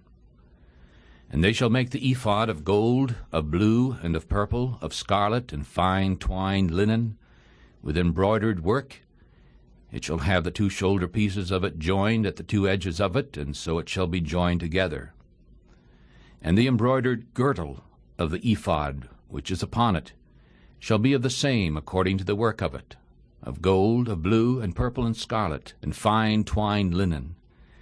And you shall take 2 onyx stones, and engrave on them the names of the children of Israel. 6 of their names shall be on one stone, and the other 6 names on the rest, on the other stone according to their birth. With the work of an engraver in stone, like the engravings of a signet, ye shall engrave the 2 stones with the names of the children of Israel. And you shall make them to be set in settings of gold. And ye shall put the 2 stones upon the shoulders of the ephod for stones of memorial unto the children of Israel. And Aaron shall bear their names before their Lord upon his 2 shoulders for a memorial. And ye shall make settings of gold and 2 chains of pure gold at the ends. And ye shall make them of woven work, and fasten the woven chains to the settings. And you shall make the breastplate of judgment with embroidered work. After the work of the ephod ye shall make it, of gold, of blue and purple, and of scarlet, and of fine linen. And ye shall make it. It shall be square, being doubled. A span shall be the length of it, and a span shall be the breadth of it.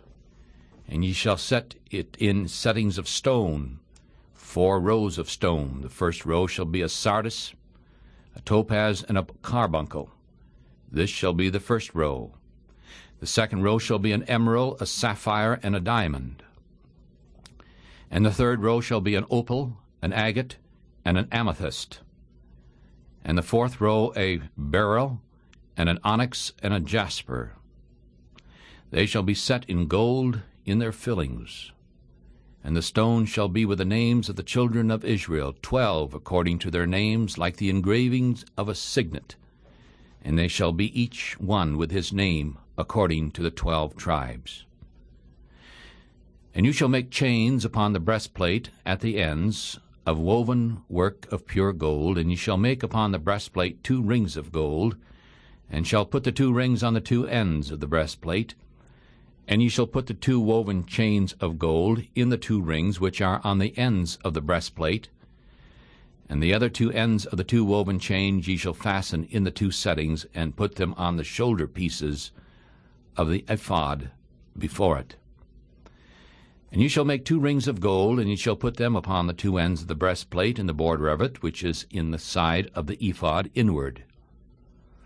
And ye shall make 2 other rings of gold, and put them on the 2 sides of the ephod underneath, toward the front of it, over against the other coupling of it, above the embroidered girdle of the ephod. And ye shall bind the breastplate by the rings of it unto the rings of the ephod with a lace of blue, that it may be above the embroidered girdle of the ephod, and so that the breastplate may not be loosed from the ephod. And Aaron shall bear the names of the children of Israel in the breastplate of judgment upon his heart, when he goes into the holy place for a memorial before the Lord continually. And you shall put in the breastplate of judgment the Urim and the Thummim, and they shall be upon Aaron's heart when he goes in before the Lord. And Aaron shall bear the judgment of the children of Israel upon his heart before the Lord continually. And ye shall make the robe of the ephod all of blue, and there shall be a hole in the top of it, in the midst of it. It shall have a binding of woven work around about the whole of it, as it were the whole of a coat of mail, so that it may not be torn. And upon the hem of it you shall make pomegranates of blue, and of purple, and of scarlet, round about the hem of it, and bells of gold between them round about. They shall be a golden bell and a pomegranate, a golden bell and a pomegranate, upon the hem of the robe all around. and it shall be on Aaron to serve. And his sound shall be heard when he goes into the holy place before the Lord, and when he comes out, so that he will not die. And he shall make a plate of pure gold, and carve on it like the engravings of a signet, holiness to the Lord. And you shall put it on a blue lace, so that it may be on the mitre. On the front of the mitre it shall be. And it shall be on Aaron's forehead, so that Aaron may bear the iniquity of the holy things which the children of Israel shall hallow in all their holy gifts. And it shall always be on his forehead, so that they may be accepted before the Lord. And ye shall embroider the coat of fine linen, and ye shall make the mitre of fine linen, and ye shall make the girdle of needlework, and ye shall make the coats for Aaron's son, and ye shall make for them girdles and bonnets.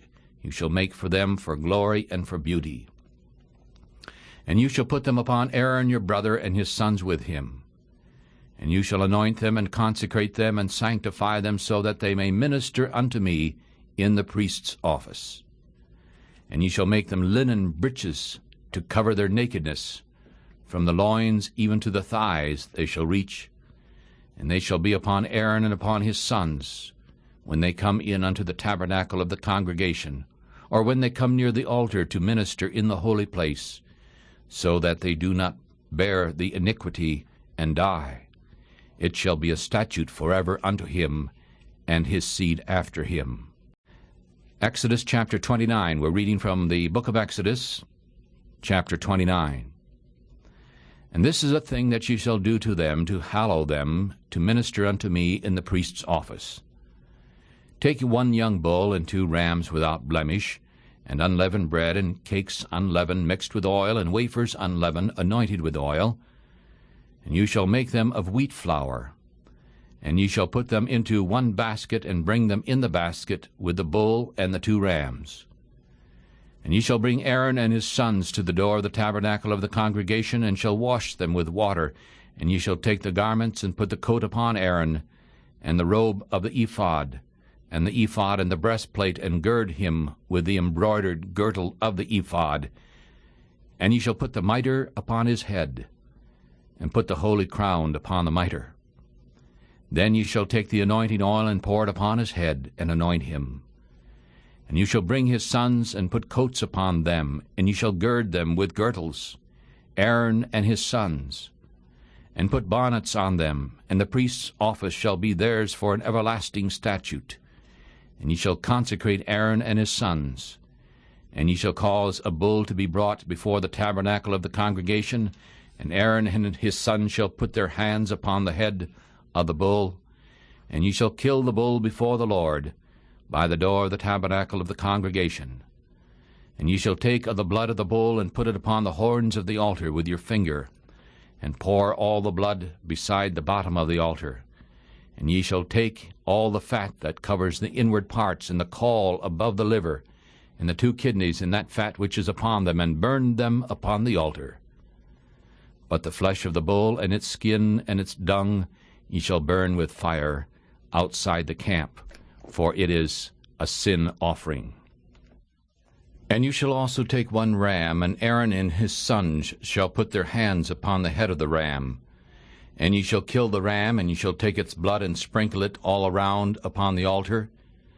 And ye shall cut the ram in pieces, and wash the inward parts of it, and its legs, and put them with its pieces and with its head. And ye shall burn the whole ram upon the altar. It is a burnt offering unto the Lord.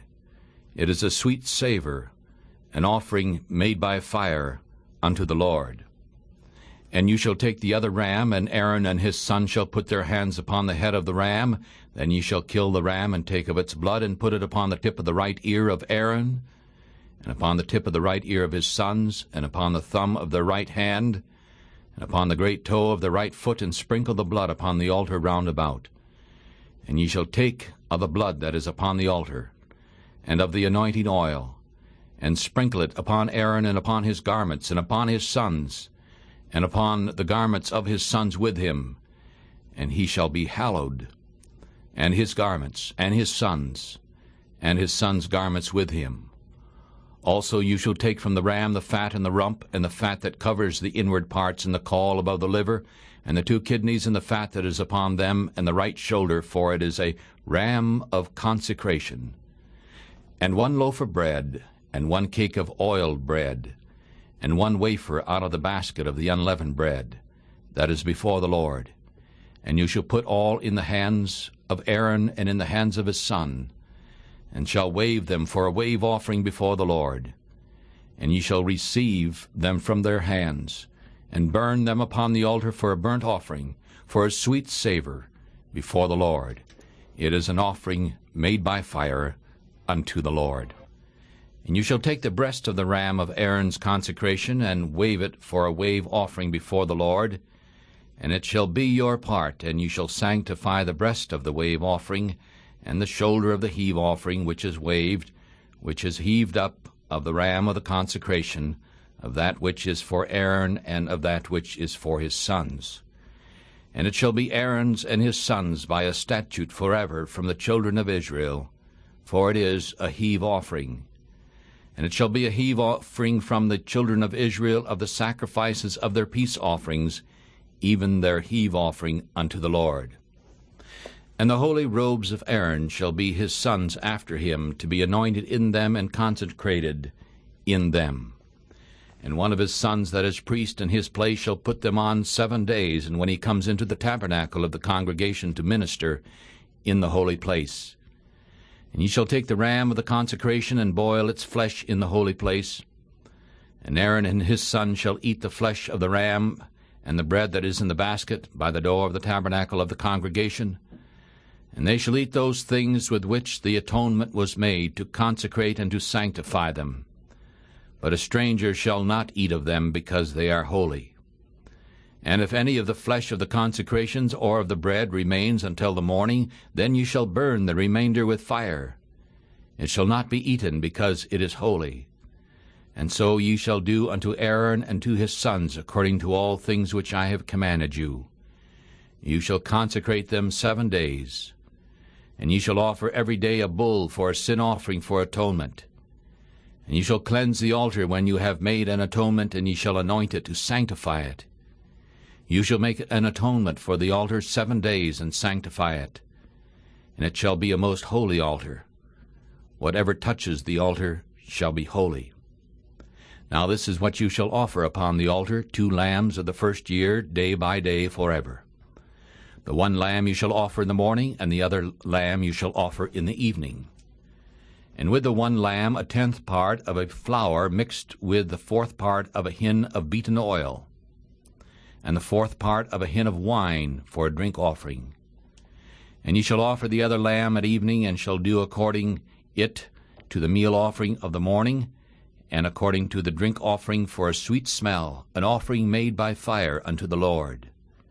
This shall be a burnt offering forever throughout your generations, at the door of the tabernacle of the congregation before the Lord, where I will meet you to speak there to you. And there I will meet with the children of Israel. And Israel shall be sanctified by my glory, and I will sanctify the tabernacle of the congregation, and the altar. And I will also sanctify both Aaron and his sons to minister unto me in the priest's office.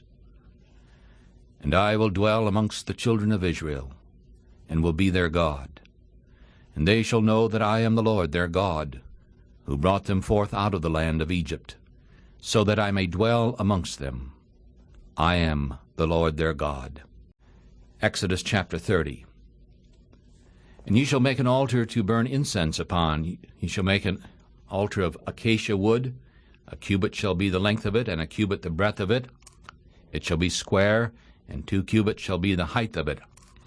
The horns of it shall be of the same, and you shall overlay it with pure gold, the top of it and the sides of it round about, and the horns of it, and ye shall make unto it a crown of gold round about. And ye shall make 2 golden rings to it under the crown of it, by the 2 corners of it.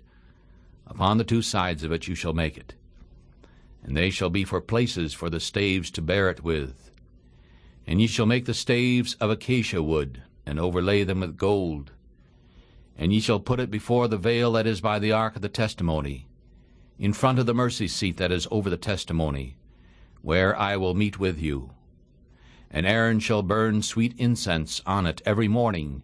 When he dresses the lamps, he shall burn incense upon it. And when Aaron lights the lamps at evening, he shall burn incense upon it, a perpetual incense before the Lord throughout your generations. You shall offer no strange incense on it, nor burnt offering, nor meal offering. Neither shall you pour drink offering on it. And Aaron shall make an atonement upon the horns of it once in a year with the blood of the sin offerings of atonement. He shall make atonement once in the year throughout your generations. It is most holy unto the Lord. And the Lord spoke unto Moses, saying, When you count the children of Israel, of those who are to be counted, then ye shall each man give a ransom for his soul unto the Lord, when you number them, so that there may be no plague among them when you number them. They shall give this, every one that passes among those who are counted, half a shekel after the shekel of the sanctuary. Now a shekel is 20 gerahs. A half shekel shall be the offering of the Lord. Every one that passes among those who are numbered from 20 years old and above shall give an offering unto the Lord. The rich shall not give more, and the poor shall not give less than a half shekel, when they give an offering unto the Lord to make an atonement for your souls. And you shall take the atonement money of the children of Israel, and shall appoint it for the service of the tabernacle of the congregation, so that it may be a memorial unto the children of Israel before the Lord, to make an atonement for your souls.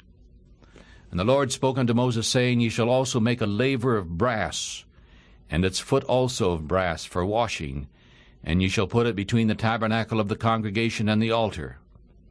And ye shall put water in it, for Aaron and his sons shall wash their hands and their feet there. And when they go into the tabernacle of the congregation, they shall wash with water, so that they do not die. Or when they come near the altar to minister, to burn an offering made by fire unto the Lord, so they shall wash their hands and their feet, so that they do not die.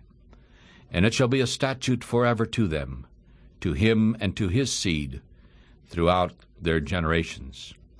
Moreover the Lord spoke unto Moses, saying, Take also unto you principal spices of pure myrrh, 500 shekels, and of sweet cinnamon, half as much, even 250 shekels, and of sweet calamus, 250 shekels, and of cassia, 500 shekels, after the shekel of the sanctuary, and of olive oil a hin.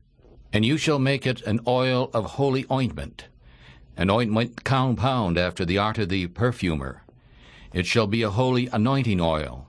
And ye shall anoint the tabernacle of the congregation with it, and the ark of the testimony, and the table and all its vessels, and the lampstand and its vessels, and the altar of incense, and the altar of burnt offerings with all its vessels, and the laver and its foot. And ye shall sanctify them so that they may be most holy. Whoever touches them shall be holy. And ye shall anoint Aaron and his sons, and consecrate them, so that they may minister unto me in the priest's office. And ye shall speak to the children of Israel, saying, This shall be a holy anointing oil unto me throughout your generations. It shall not be poured upon man's flesh, neither shall you make any other like it, according to the way that it is made. It is holy, and it shall be holy unto you. Whoever compounds any like it, or whoever puts any of it upon a stranger, shall be cut off from his people. And the Lord said unto Moses, Take to yourselves sweet spices, stocti, onycha, and galbanum, sweet spices with pure frankincense. There shall be the same of each, and ye shall make it a perfume, an incense according to the art of the perfumer, salted and pure and holy. And ye shall beat some of it very small, and put it before the testimony in the tabernacle of the congregation, where I will meet with you. It shall be most holy to you. And as for the perfume which ye shall make, ye shall not make any for yourselves according to the way that it is made. It shall be holy unto you for the Lord. Whoever shall make any like that to smell of it shall even be cut off from his people. Exodus 31 for Family Bible Reading Fellowship. And the Lord spoke unto Moses, saying, See, I have called by name Bezaleel the son of Uri, the son of Hur, of the tribe of Judah. And I have filled him with the Spirit of God in wisdom and in understanding and in knowledge and all manner of workmanship, in order to work out cunning works, to work in gold, in silver, and in brass, and in the cutting of stones to set them, and in carving of timber to work in all manner of workmanship. And behold, I have given unto him Aholiab, the son of Ahishamach, of the tribe of Dan.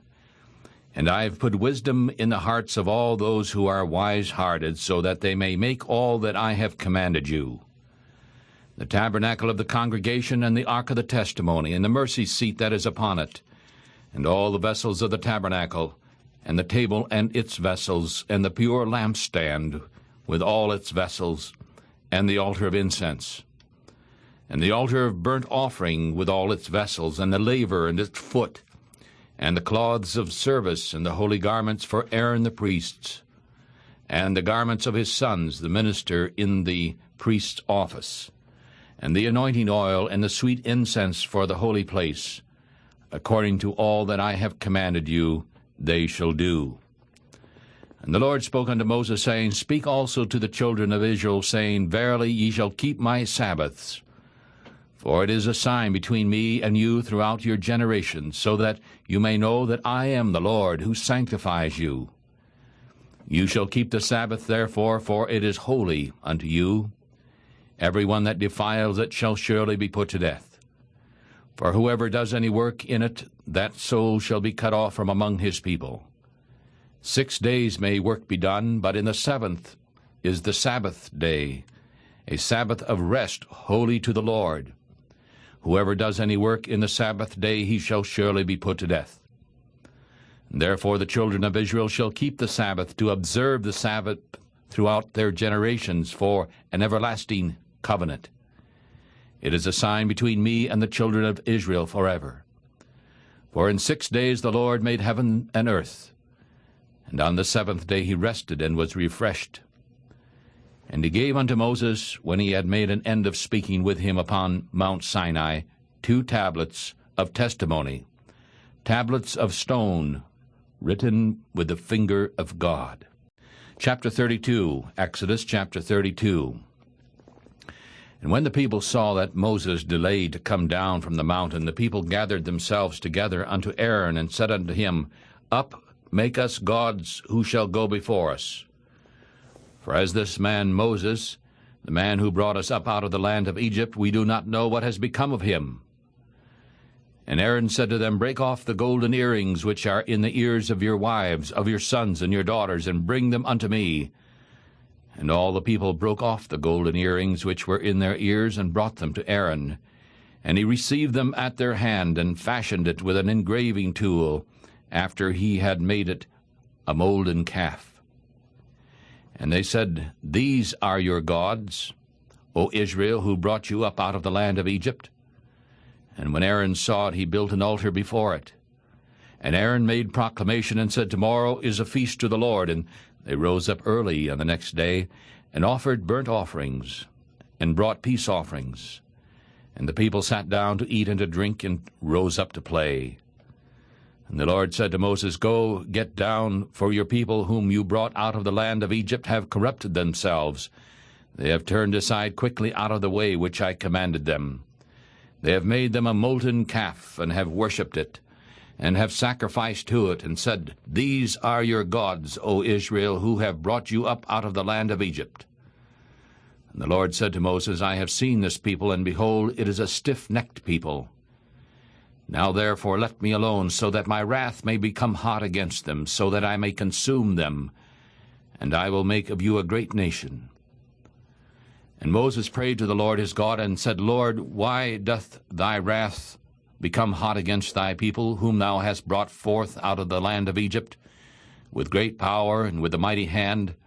Why should the Egyptians speak and say, He brought them out for harm, to kill them in the mountains, and to consume them from the face of the earth? Turn from thy fierce wrath, pray, and repent of this evil against thy people.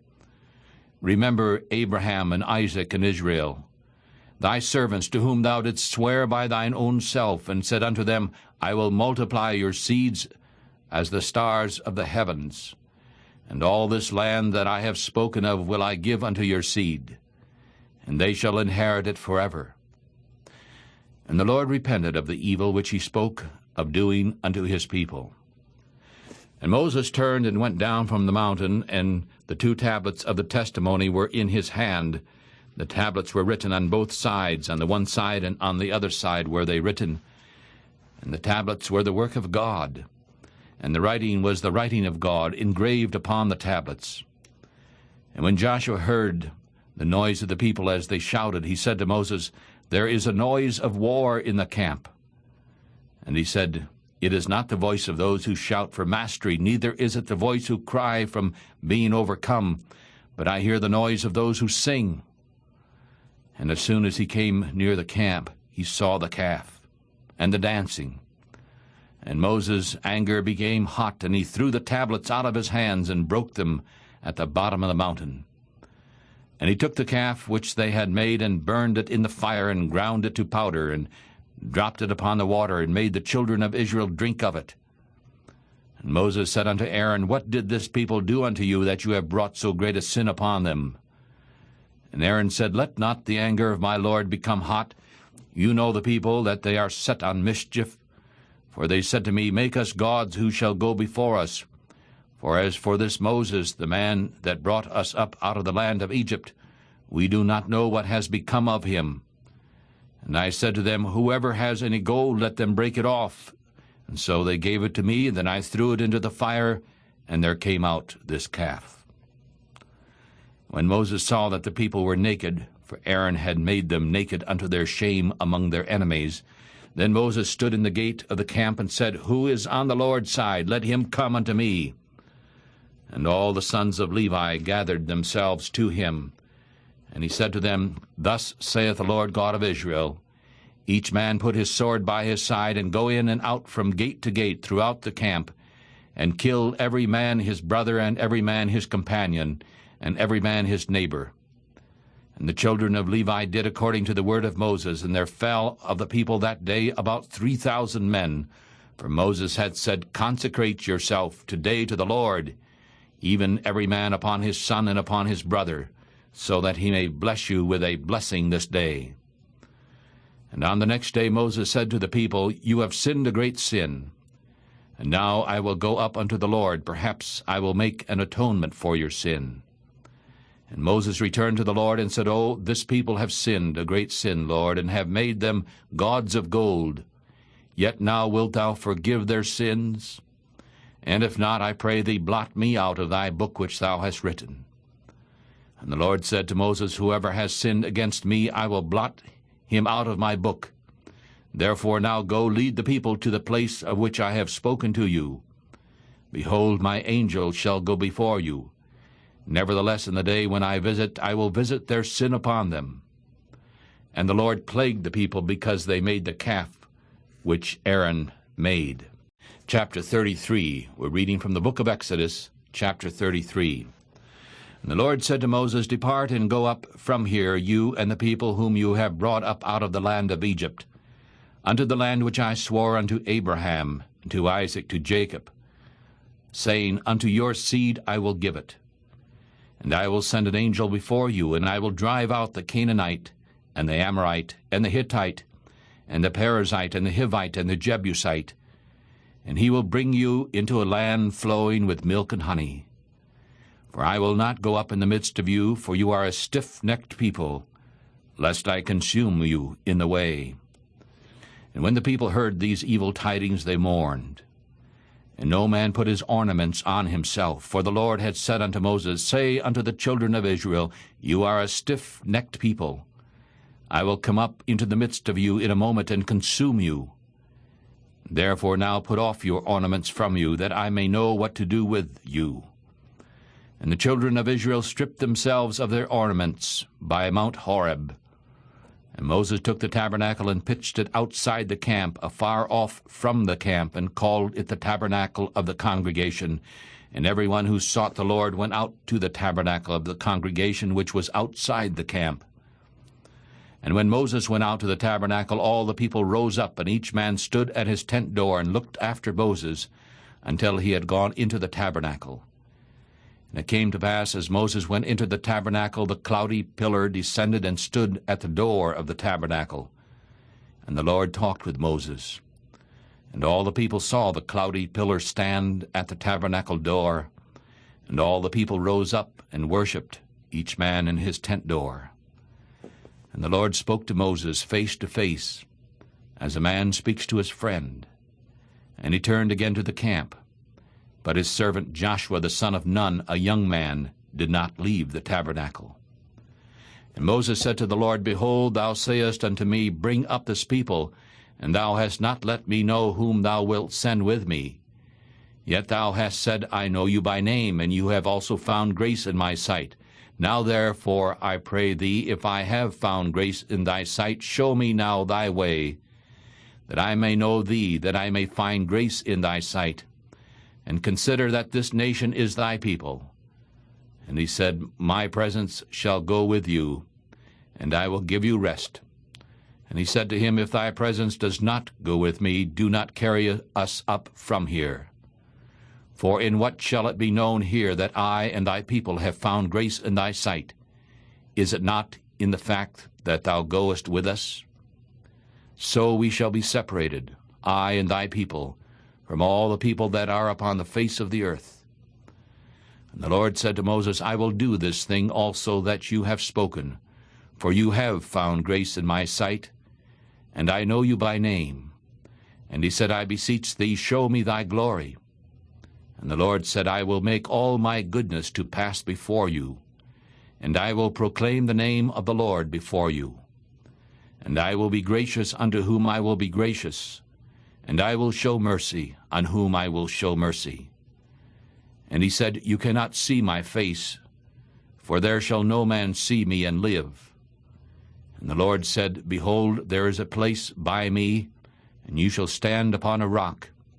And while my glory passes by, I will put you in a cleft of the rock, and I will cover you with my hand while I pass by. And I will take away my hand, and ye shall see my back parts, but my face shall not be seen.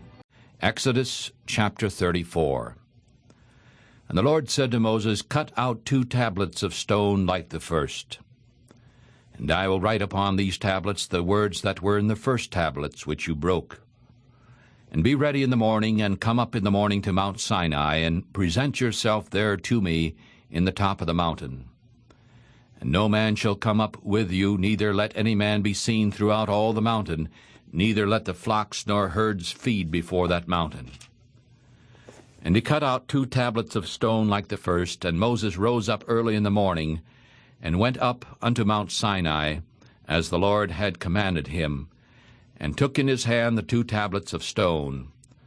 And the Lord came down in the cloud, and stood with him there, and proclaimed the name of the Lord.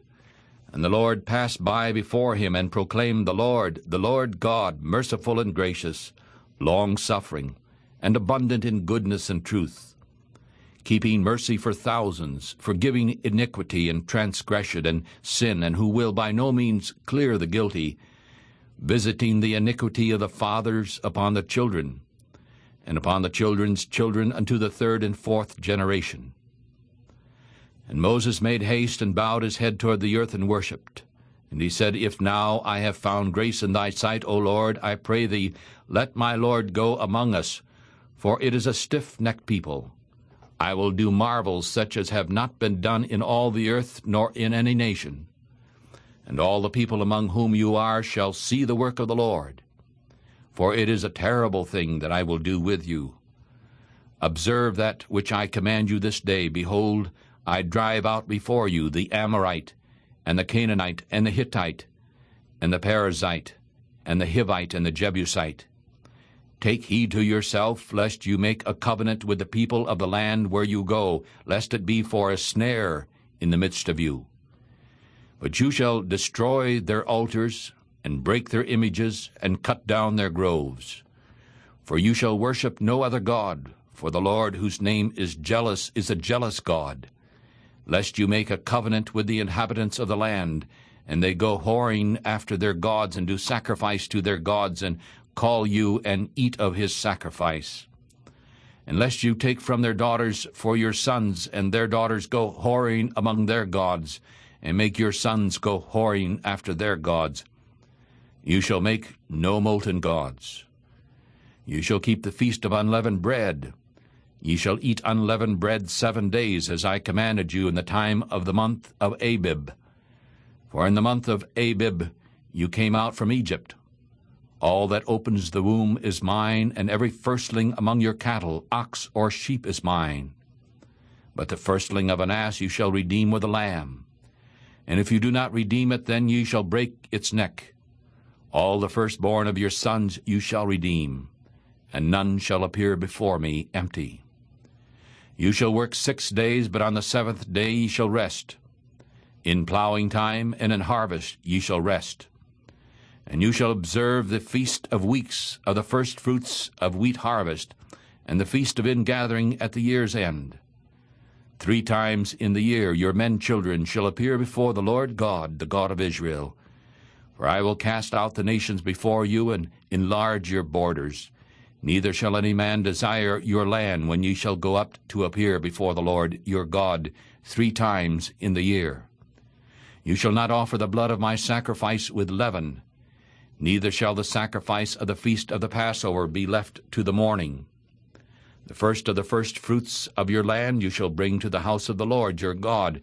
You shall not boil a kid in its mother's milk.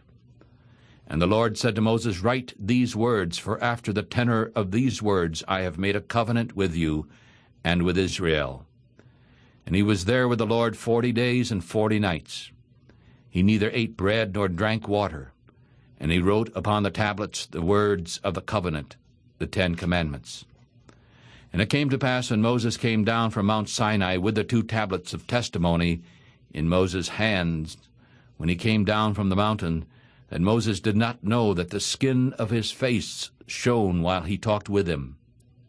And when Aaron and all the children of Israel saw Moses, behold, the skin of his face shone, and they were afraid to come near him. And Moses called to them, and Aaron and all the rulers of the congregation returned to him, and Moses talked with them. And afterward all the children of Israel came near. And he gave them in commandment all that the Lord had spoken with him in Mount Sinai. And until Moses had finished speaking with them, he put a veil on his face. But when Moses went in before the Lord to speak with him, he took the veil off until he came out. And he came out and spoke to the children of Israel that which he was commanded. And the children of Israel saw the face of Moses, that the skin of Moses' face shone. And Moses put the veil upon his face again, until he went in to speak with the Lord. Chapter 35. We're reading from the book of Exodus, chapter 35. And Moses gathered all the congregation of the children of Israel together, and said to them, These are the words which the Lord has commanded, that you should do them. 6 days shall work be done, but on the 7th day there shall be to you a holy day, a Sabbath of rest unto the Lord. Whoever does work in it shall be put to death. You shall kindle no fire throughout your living places upon the Sabbath day. And Moses spoke to all the congregation of the children of Israel, saying, This is the thing which the Lord commanded. He said, Take from among you an offering to the Lord. Whoever is of a willing heart, let him bring it, an offering of the Lord. Gold and silver and brass, and blue and purple and scarlet and fine linen, and goat's hair, and rams' skins dyed red, and badgers' skins, and acacia wood, and oil for the light, and spices for anointing oil, and for the sweet incense, and onyx stones, and stones to be set for the ephod, and for the breastplate. And every wise-hearted one among you shall come and make all that the Lord has commanded, the tabernacle, its tent, and its coverings, its clasps, and its boards, its bars, its pillars, and sockets. And make the ark and the staves of it, the mercy seat and the veil of covering, the table and its staves, and all its vessels and showbread, also the lampstand for the light, and its vessels and its lamp with the oil for the light, and the incense altar and its staves, and the anointing oil and the sweet incense, and the hanging of the door at the entering in of the tabernacle. And make the altar of burnt offering with its brass grate, its staves, and all its vessels, and laver and its base, the hangings of the court, its pillars and their sockets, and the hanging for the door of the court, the pins of the tabernacle and the pins of the court and their cords, the cloths of service, to do service in the holy place, and the holy garments of Aaron the priest, and the garments of his sons, to minister in the priest's office. And all the congregation of the children of Israel departed from the presence of Moses. And they came, every one whose heart stirred him, and every one whose spirit made willing. They brought the Lord's offering to the work of the tabernacle of the congregation, and for all his service, and for the holy garments.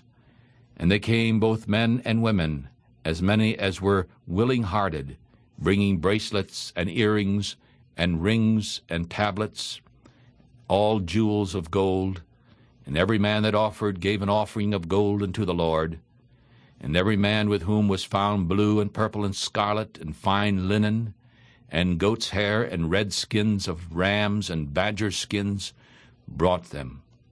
Every one that offered an offering of silver and brass brought the Lord's offering. And every man with whom was found acacia wood for any work of the service brought it.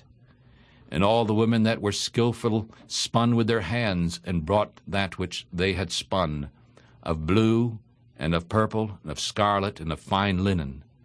And all the women whose hearts were stirred in wisdom spun goat's hair.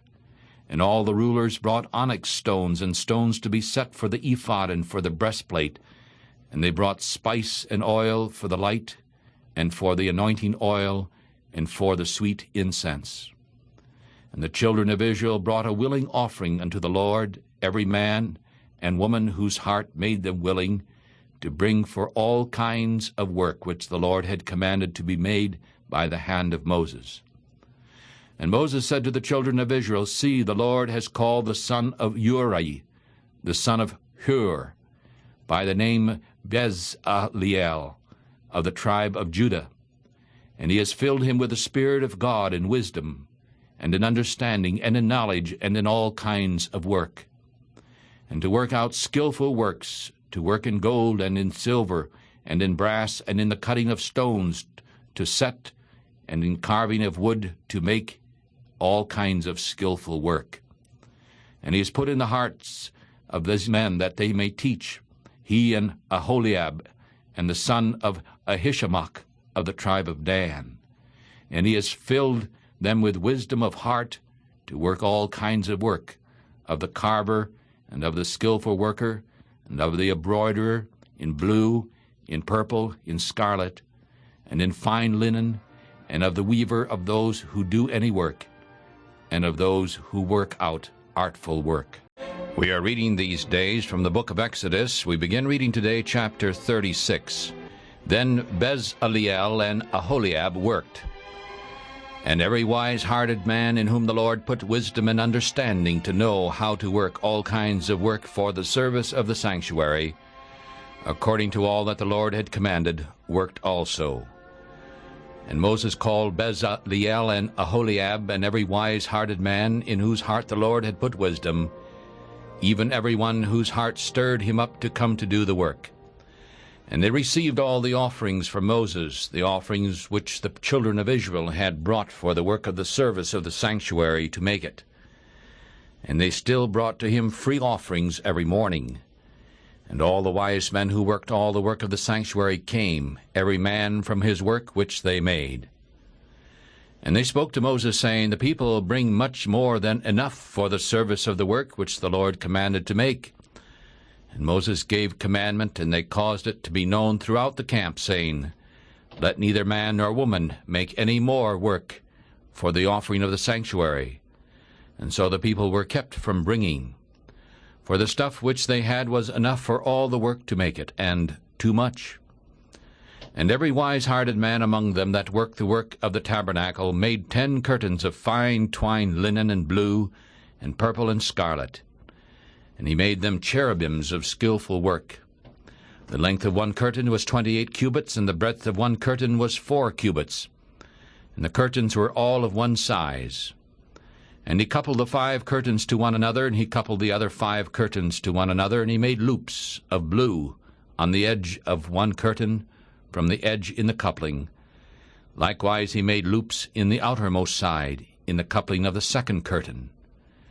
And he made 50 loops in one curtain, and he made 50 loops in the edge of the curtain which was in the coupling of the 2nd. And the loops held one curtain to another. And he made 50 clasps of gold, and coupled the curtains to one another with the clasps. So it became one tabernacle. And he made curtains of goat's hair for the tent over the tabernacle. He made 11 curtains. The length of one curtain was 30 cubits, and the breadth of one curtain was 4 cubits. And the 11 curtains were of one size. And he coupled 5 curtains by themselves, and 6 curtains by themselves, and made 50 loops on the outermost edge of the curtains in the coupling. And he made 50 loops upon the edge of the curtains which coupled the 2nd, and made 50 clasps of brass to couple the tent together, so that it might be one. And he made a covering for the tent of ram skins dyed red, and a covering of badger skins above. And he made the boards for the tabernacle of acacia wood standing up. The length of a board was 10 cubits, and the breadth of a board was 1.5 cubits. One board had 2 pins equally distant from one another, so he made for all the boards of the tabernacle. He made boards for the tabernacle, 20 boards for the side southward. He made 40 sockets of silver under the 20 boards, 2 sockets under one board for its 2 pins, and 2 sockets under another board for its 2 pins. For the other side of the tabernacle toward the north he made 20 boards, and their 40 sockets were of silver, 2 sockets under one board and 2 sockets under another. And he made 6 boards for the sides of the tabernacle westward. And he made 2 boards for the corner of the tabernacle in the 2 sides. And they were coupled beneath, and coupled together at the head of it, to one ring. And so he did to both of them in both the corners. And there were 8 boards, and their sockets were 16 sockets of silver, 2 sockets under every board. And he made bars of acacia wood, 5 for the boards of the one side of the tabernacle, 5 bars for the boards of the other side of the tabernacle, and 5 bars for the boards of the tabernacle to the westward side.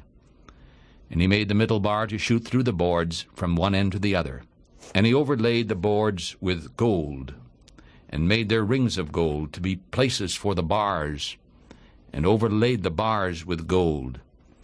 And he made a veil of blue and purple and scarlet and fine twined linen. And he made it with cherubims of cunning work.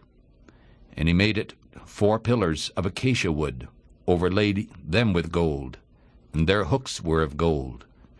And he cast 4 sockets of silver for them. And he made a hanging for the tabernacle door of blue and purple and scarlet, and fine twined linen of needlework. And he made 5 pillars of it with their hooks. And he overlaid their capitals and their fillets with gold, but their 5 sockets were of brass. We're reading from the book of Exodus, chapter 37.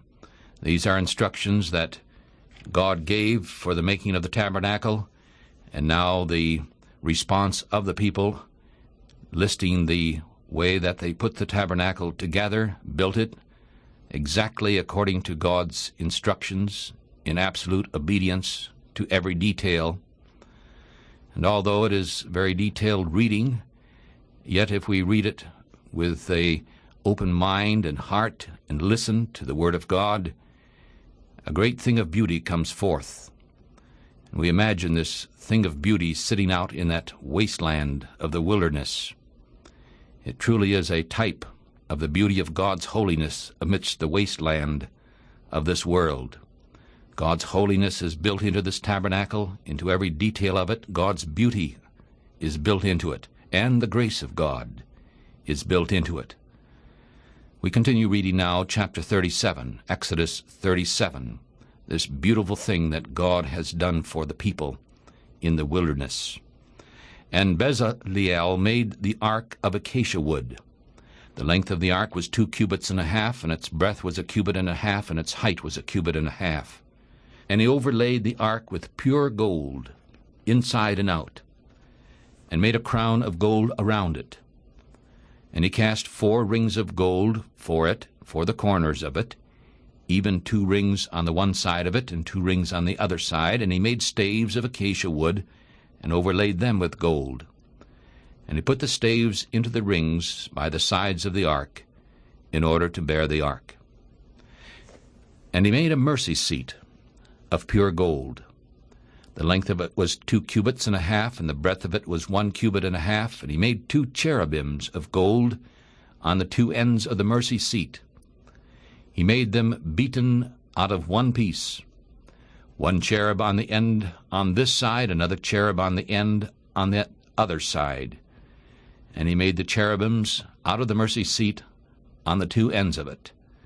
And the cherubims spread out their wings on high, and covered with their wings over the mercy seat, with their faces toward one another. And the faces of the cherubims were toward the mercy seat. And he made the table of acacia wood. The length of it was 2 cubits, and the breadth of it was 1 cubit, and the height of it was 1 cubit and a half. And he overlaid it with pure gold, and made unto it a crown of gold all around. Also he made unto it a border round about, a hand's breadth. And he made a crown of gold for the border of it round about, and he cast for it 4 rings of gold, and put the rings on the 4 corners that were in the 4 feet of it. Over against the border were the rings, the places for the staves to carry the table. And he made the staves of acacia wood, and overlaid them with gold to carry the table. And he made the vessels which were on the table, its dishes, and its spoons, and its bowls, and its covers to cover it, all of pure gold. And he also made a lampstand of pure gold. He made the lampstand of beaten work. Its shaft and its branches, its bowls, its knobs, its blossoms were all of the same. And 6 branches went out of the sides of it, 3 branches of the lampstand out of the one side of it, 3 branches of the lampstand out of the other side of it. And 3 bowls were made like almonds, in one branch a knob and a blossom. And 3 bowls were made like almonds in another branch, a knob and a blossom. And so throughout the 6 branches going out of the lampstand. And in the lampstand were 4 bowls made like almonds, its knobs and its blossoms, and a knob was under 2 branches of the same, and a knob under 2 branches of the same, and another knob under 2 branches of the same, according to the 6 branches going out of it. Their knobs and their branches were all the same. All of it was one beaten work of pure gold. And he made its 7 lampstands, and its snuffers, and its snuff dishes of pure gold. He made it of a talent of pure gold, and all the vessels of it. And he also made an incense altar of acacia wood. The length of it was 1 cubit, the breadth of it 1 cubit. It was square, and the height of it was 2 cubits. And the horns of it were of the same. And he overlaid it with pure gold, the top of it and the sides of it round about, and the horns of it. Also he made a crown of gold around about it, and he made 2 rings of gold for it under the crown of it, by the 2 corners of it, upon the 2 sides of it, to be places for the staves to bear it with. And he made the staves of acacia wood, and overlaid them with gold. And he made the holy anointing oil, and the pure incense of sweet spices, according to the work of the perfumer. Chapter 38, Exodus chapter 38. And he made the altar of burnt offering of acacia wood, and the length of it was 5 cubits, the breadth of it was 5 cubits. It was square, the height of it was 3 cubits. And he made the horns of it on the 4 corners of it. The horns of it were of the same. And he overlaid it with brass, and he made all the vessels of the altar, the pots, and the shovels, and the basins, the flesh hooks, and the fire pans. All the vessels of it were made with brass. And he made a brass grate of network for the altar, under the compass of it, beneath to the middle of it. And he cast 4 rings for the 4 ends of the grate of the brass, places for the staves. And he made the staves of acacia wood, and overlaid them with brass, and he put the staves into the rings on the sides of the altar, to bear it with. And he made the altar hollow with boards. And he made the laver of brass, and the base of it was made of brass, out of the mirrors of the women who assemble at the door of the tabernacle of the congregation. And he made the court. On the south side southward, the hangings of the court were of fine twined linen, 100 cubits. Their pillars were 20, their brass sockets were 20, the hooks of the pillar and their fillets were of silver. And for the north side the hangings were 100 cubits, their pillars were 20, their sockets of brass 20. And the hooks of the pillar and their fillets were of silver. And for the west side were hangings of 50 cubits. Their pillars were 10, their sockets 10. The hooks of the pillars and their fillets were of silver. And for the east side, eastward, 50 cubits. The hangings of the one side were 15 cubits. And their pillars were 3, and their sockets 3. And for the other side of the court gate, on this hand and on that hand, were hangings of 15 cubits, and their pillars were 3, and their sockets 3. And all the hangings of the court round about were of fine twined linen, and all the sockets for the pillars were of brass. And the hooks of the pillars and their fillets were of silver, and the overlaying of their capitals was of silver. And all the pillars of the court were filleted with silver. And the hanging of the gate of the court was needlework of blue and purple and scarlet and fine twined linen. And the length was 20 cubits, and the height in the breadth was 5 cubits, to match the hangings of the court.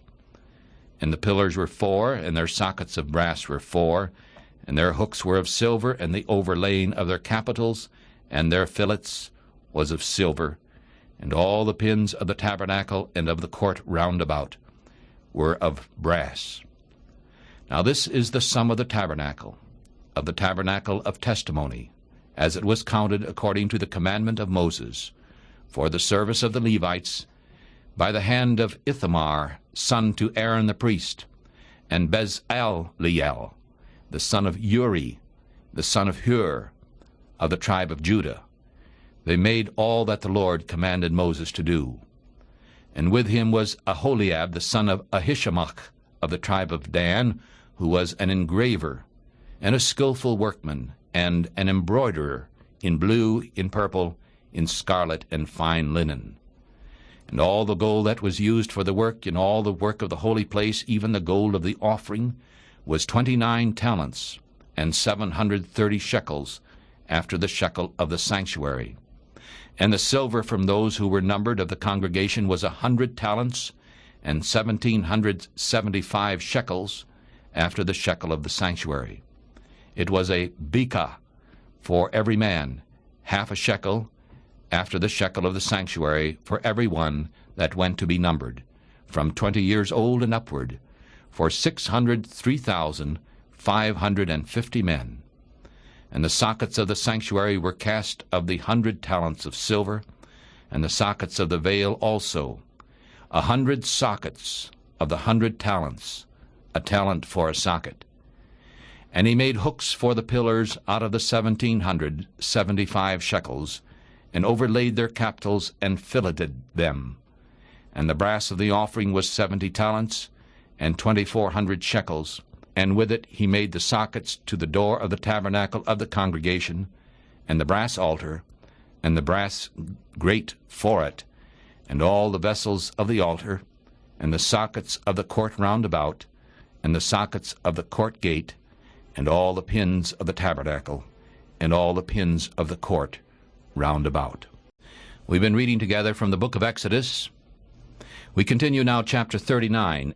And of the blue and purple and scarlet they made cloths of service to do service in the holy place, and made the holy garments for Aaron, even as the Lord commanded Moses. And he made the ephod of gold, blue, purple, and scarlet, and fine twined linen. And they beat the gold into thin plates, and cut it into wires, to work it in the blue, and in the purple, and in the scarlet, and in the fine linen, with embroidered work. They made shoulder pieces for it to couple it together. It was coupled together by 2 edges, and the embroidered girdle of its ephod, which was upon it, was of the same, according to the work of it, gold, blue, and purple, and scarlet, and fine twined linen, even as the Lord commanded Moses. And they worked onyx stones enclosed in settings of gold, engraved as signets are engraved, with the names of the children of Israel. And he put them on the shoulders of the ephod, stones for a memorial to the children of Israel, even as the Lord commanded Moses. And he made the breastplate of skillful weaving, like the work of the ephod, of gold and blue, purple and scarlet, and fine twined linen. It was square. They made the breastplate double. The length of it was a span, and the breadth of it was a span. It was doubled, and they set 4 rows of stones in it. The first row was a sardius, a topaz, and a carbuncle. This was the first row. And the second row was an emerald, a sapphire, and a diamond. And the third row was a ligure, an agate, and an amethyst. And the fourth row was a beryl, an onyx, and a jasper. And they were enclosed in settings of gold in their enclosures. And the stones were according to the names of the children of Israel, 12 according to their names, like the engravings of a signet, every one with its name according to the 12 tribes. And they made chains upon the breastplate at the ends of woven work of pure gold. And they made 2 settings of gold and 2 gold rings. And they put the 2 rings in the 2 ends of the breastplate, and they put the 2 woven chains of gold in the 2 rings on the ends of the breastplate. And the 2 ends of the 2 woven chains were fastened in the 2 settings. And they put them on the shoulder pieces of the ephod in front of it. And they made 2 rings of gold, and they put them on the 2 ends of the breastplate, upon the border of it, which was on the side of the ephod inward. And they made 2 other golden rings, and put them on the 2 sides of the ephod underneath, toward the front of it, over against the other coupling of it, above the embroidered girdle of the ephod. And they bound the breastplate by its rings to the rings of the ephod with a lace of blue, so that it might be above the embroidered girdle of the ephod, and so that the breastplate might not be loosened from the ephod. All this, even as the Lord commanded Moses, so they did. And he made the robe of the ephod of woven work, all of blue, and there was a hole in the midst of the robe, like the hole of a coat of mail, with a band around about the hole, so that it might not tear. And they made upon the hems of the robe pomegranates of blue and purple and scarlet and twined linen. And they made bells of pure gold, and put the bells between the pomegranates, upon the hems of the robe, around about between the pomegranates, a bell and then a pomegranate, round about the hem of the robe, to minister in, even as the Lord commanded Moses. And they made coats of fine linen, of woven work, for Aaron and his sons. And they made a mitre of fine linen, and ornamental bonnets of fine linen, and linen breeches of fine linen, and a girdle of fine twined linen, and blue and purple and scarlet of needlework, even as the Lord had commanded Moses. So they did. And they made the plate of the holy crown of pure gold, and wrote upon it an inscription like the engravings of a signet, Holiness to the Lord. And they tied a lace of blue to it, in order to fasten it on high upon the mitre, even as the Lord commanded Moses. So that all the work of the tabernacle of the tent of the congregation was finished. And the children of Israel did according to all that the Lord commanded Moses. And so they did. And they brought the tabernacle to Moses, the tent, and all its furniture, its clasps, its boards, its bars, and its pillars and its sockets. and the covering of ram skins dyed red, and the coverings of badger skins, and the veil of the covering, and the ark of the testimony, and the staves of it, and the mercy seat, the table and all the vessels of it, and the showbread, the pure lampstand, the lamps of it, even the lamps to be set in order, and all the vessels of it, and the oil for light, and the golden altar, and the anointing oil, and the sweet incense, and the hanging for the tabernacle door, the brass altar and its grate of brass, its staves and all its vessels, the laver and its base, the hangings of the court, its pillars and its sockets, and the hanging for the court gate, its cords and its pins, and all the vessels of the service of the tabernacle for the tent of the congregation, and the cloth of service to do service in the holy place, and the holy garments for Aaron the priest, and his sons' garments to minister the priest's office. According to all that the Lord commanded Moses, so the children of Israel made all the work. And Moses looked upon all the work, and behold, they had done it. As the Lord commanded, even so they had done it. And Moses blessed them. Exodus chapter 40, we invite you to read along with us. And the Lord spoke to Moses, saying, Ye shall set up the tabernacle of the tent of the congregation on the first day of the month. And ye shall put the ark of the testimony in it, and cover the ark with the veil. And ye shall bring the table in, and set in order the things that are to be set in order upon it. And ye shall bring the lampstand in, and the light, and the lamps of it. And ye shall set the altar of gold for the incense in front of the ark of the testimony, and put the hanging of the door to the tabernacle. And ye shall set the altar of the burnt offering in front of the door of the tabernacle of the tent of the congregation. And ye shall set the laver between the tent of the congregation and the altar, and shall put water in it.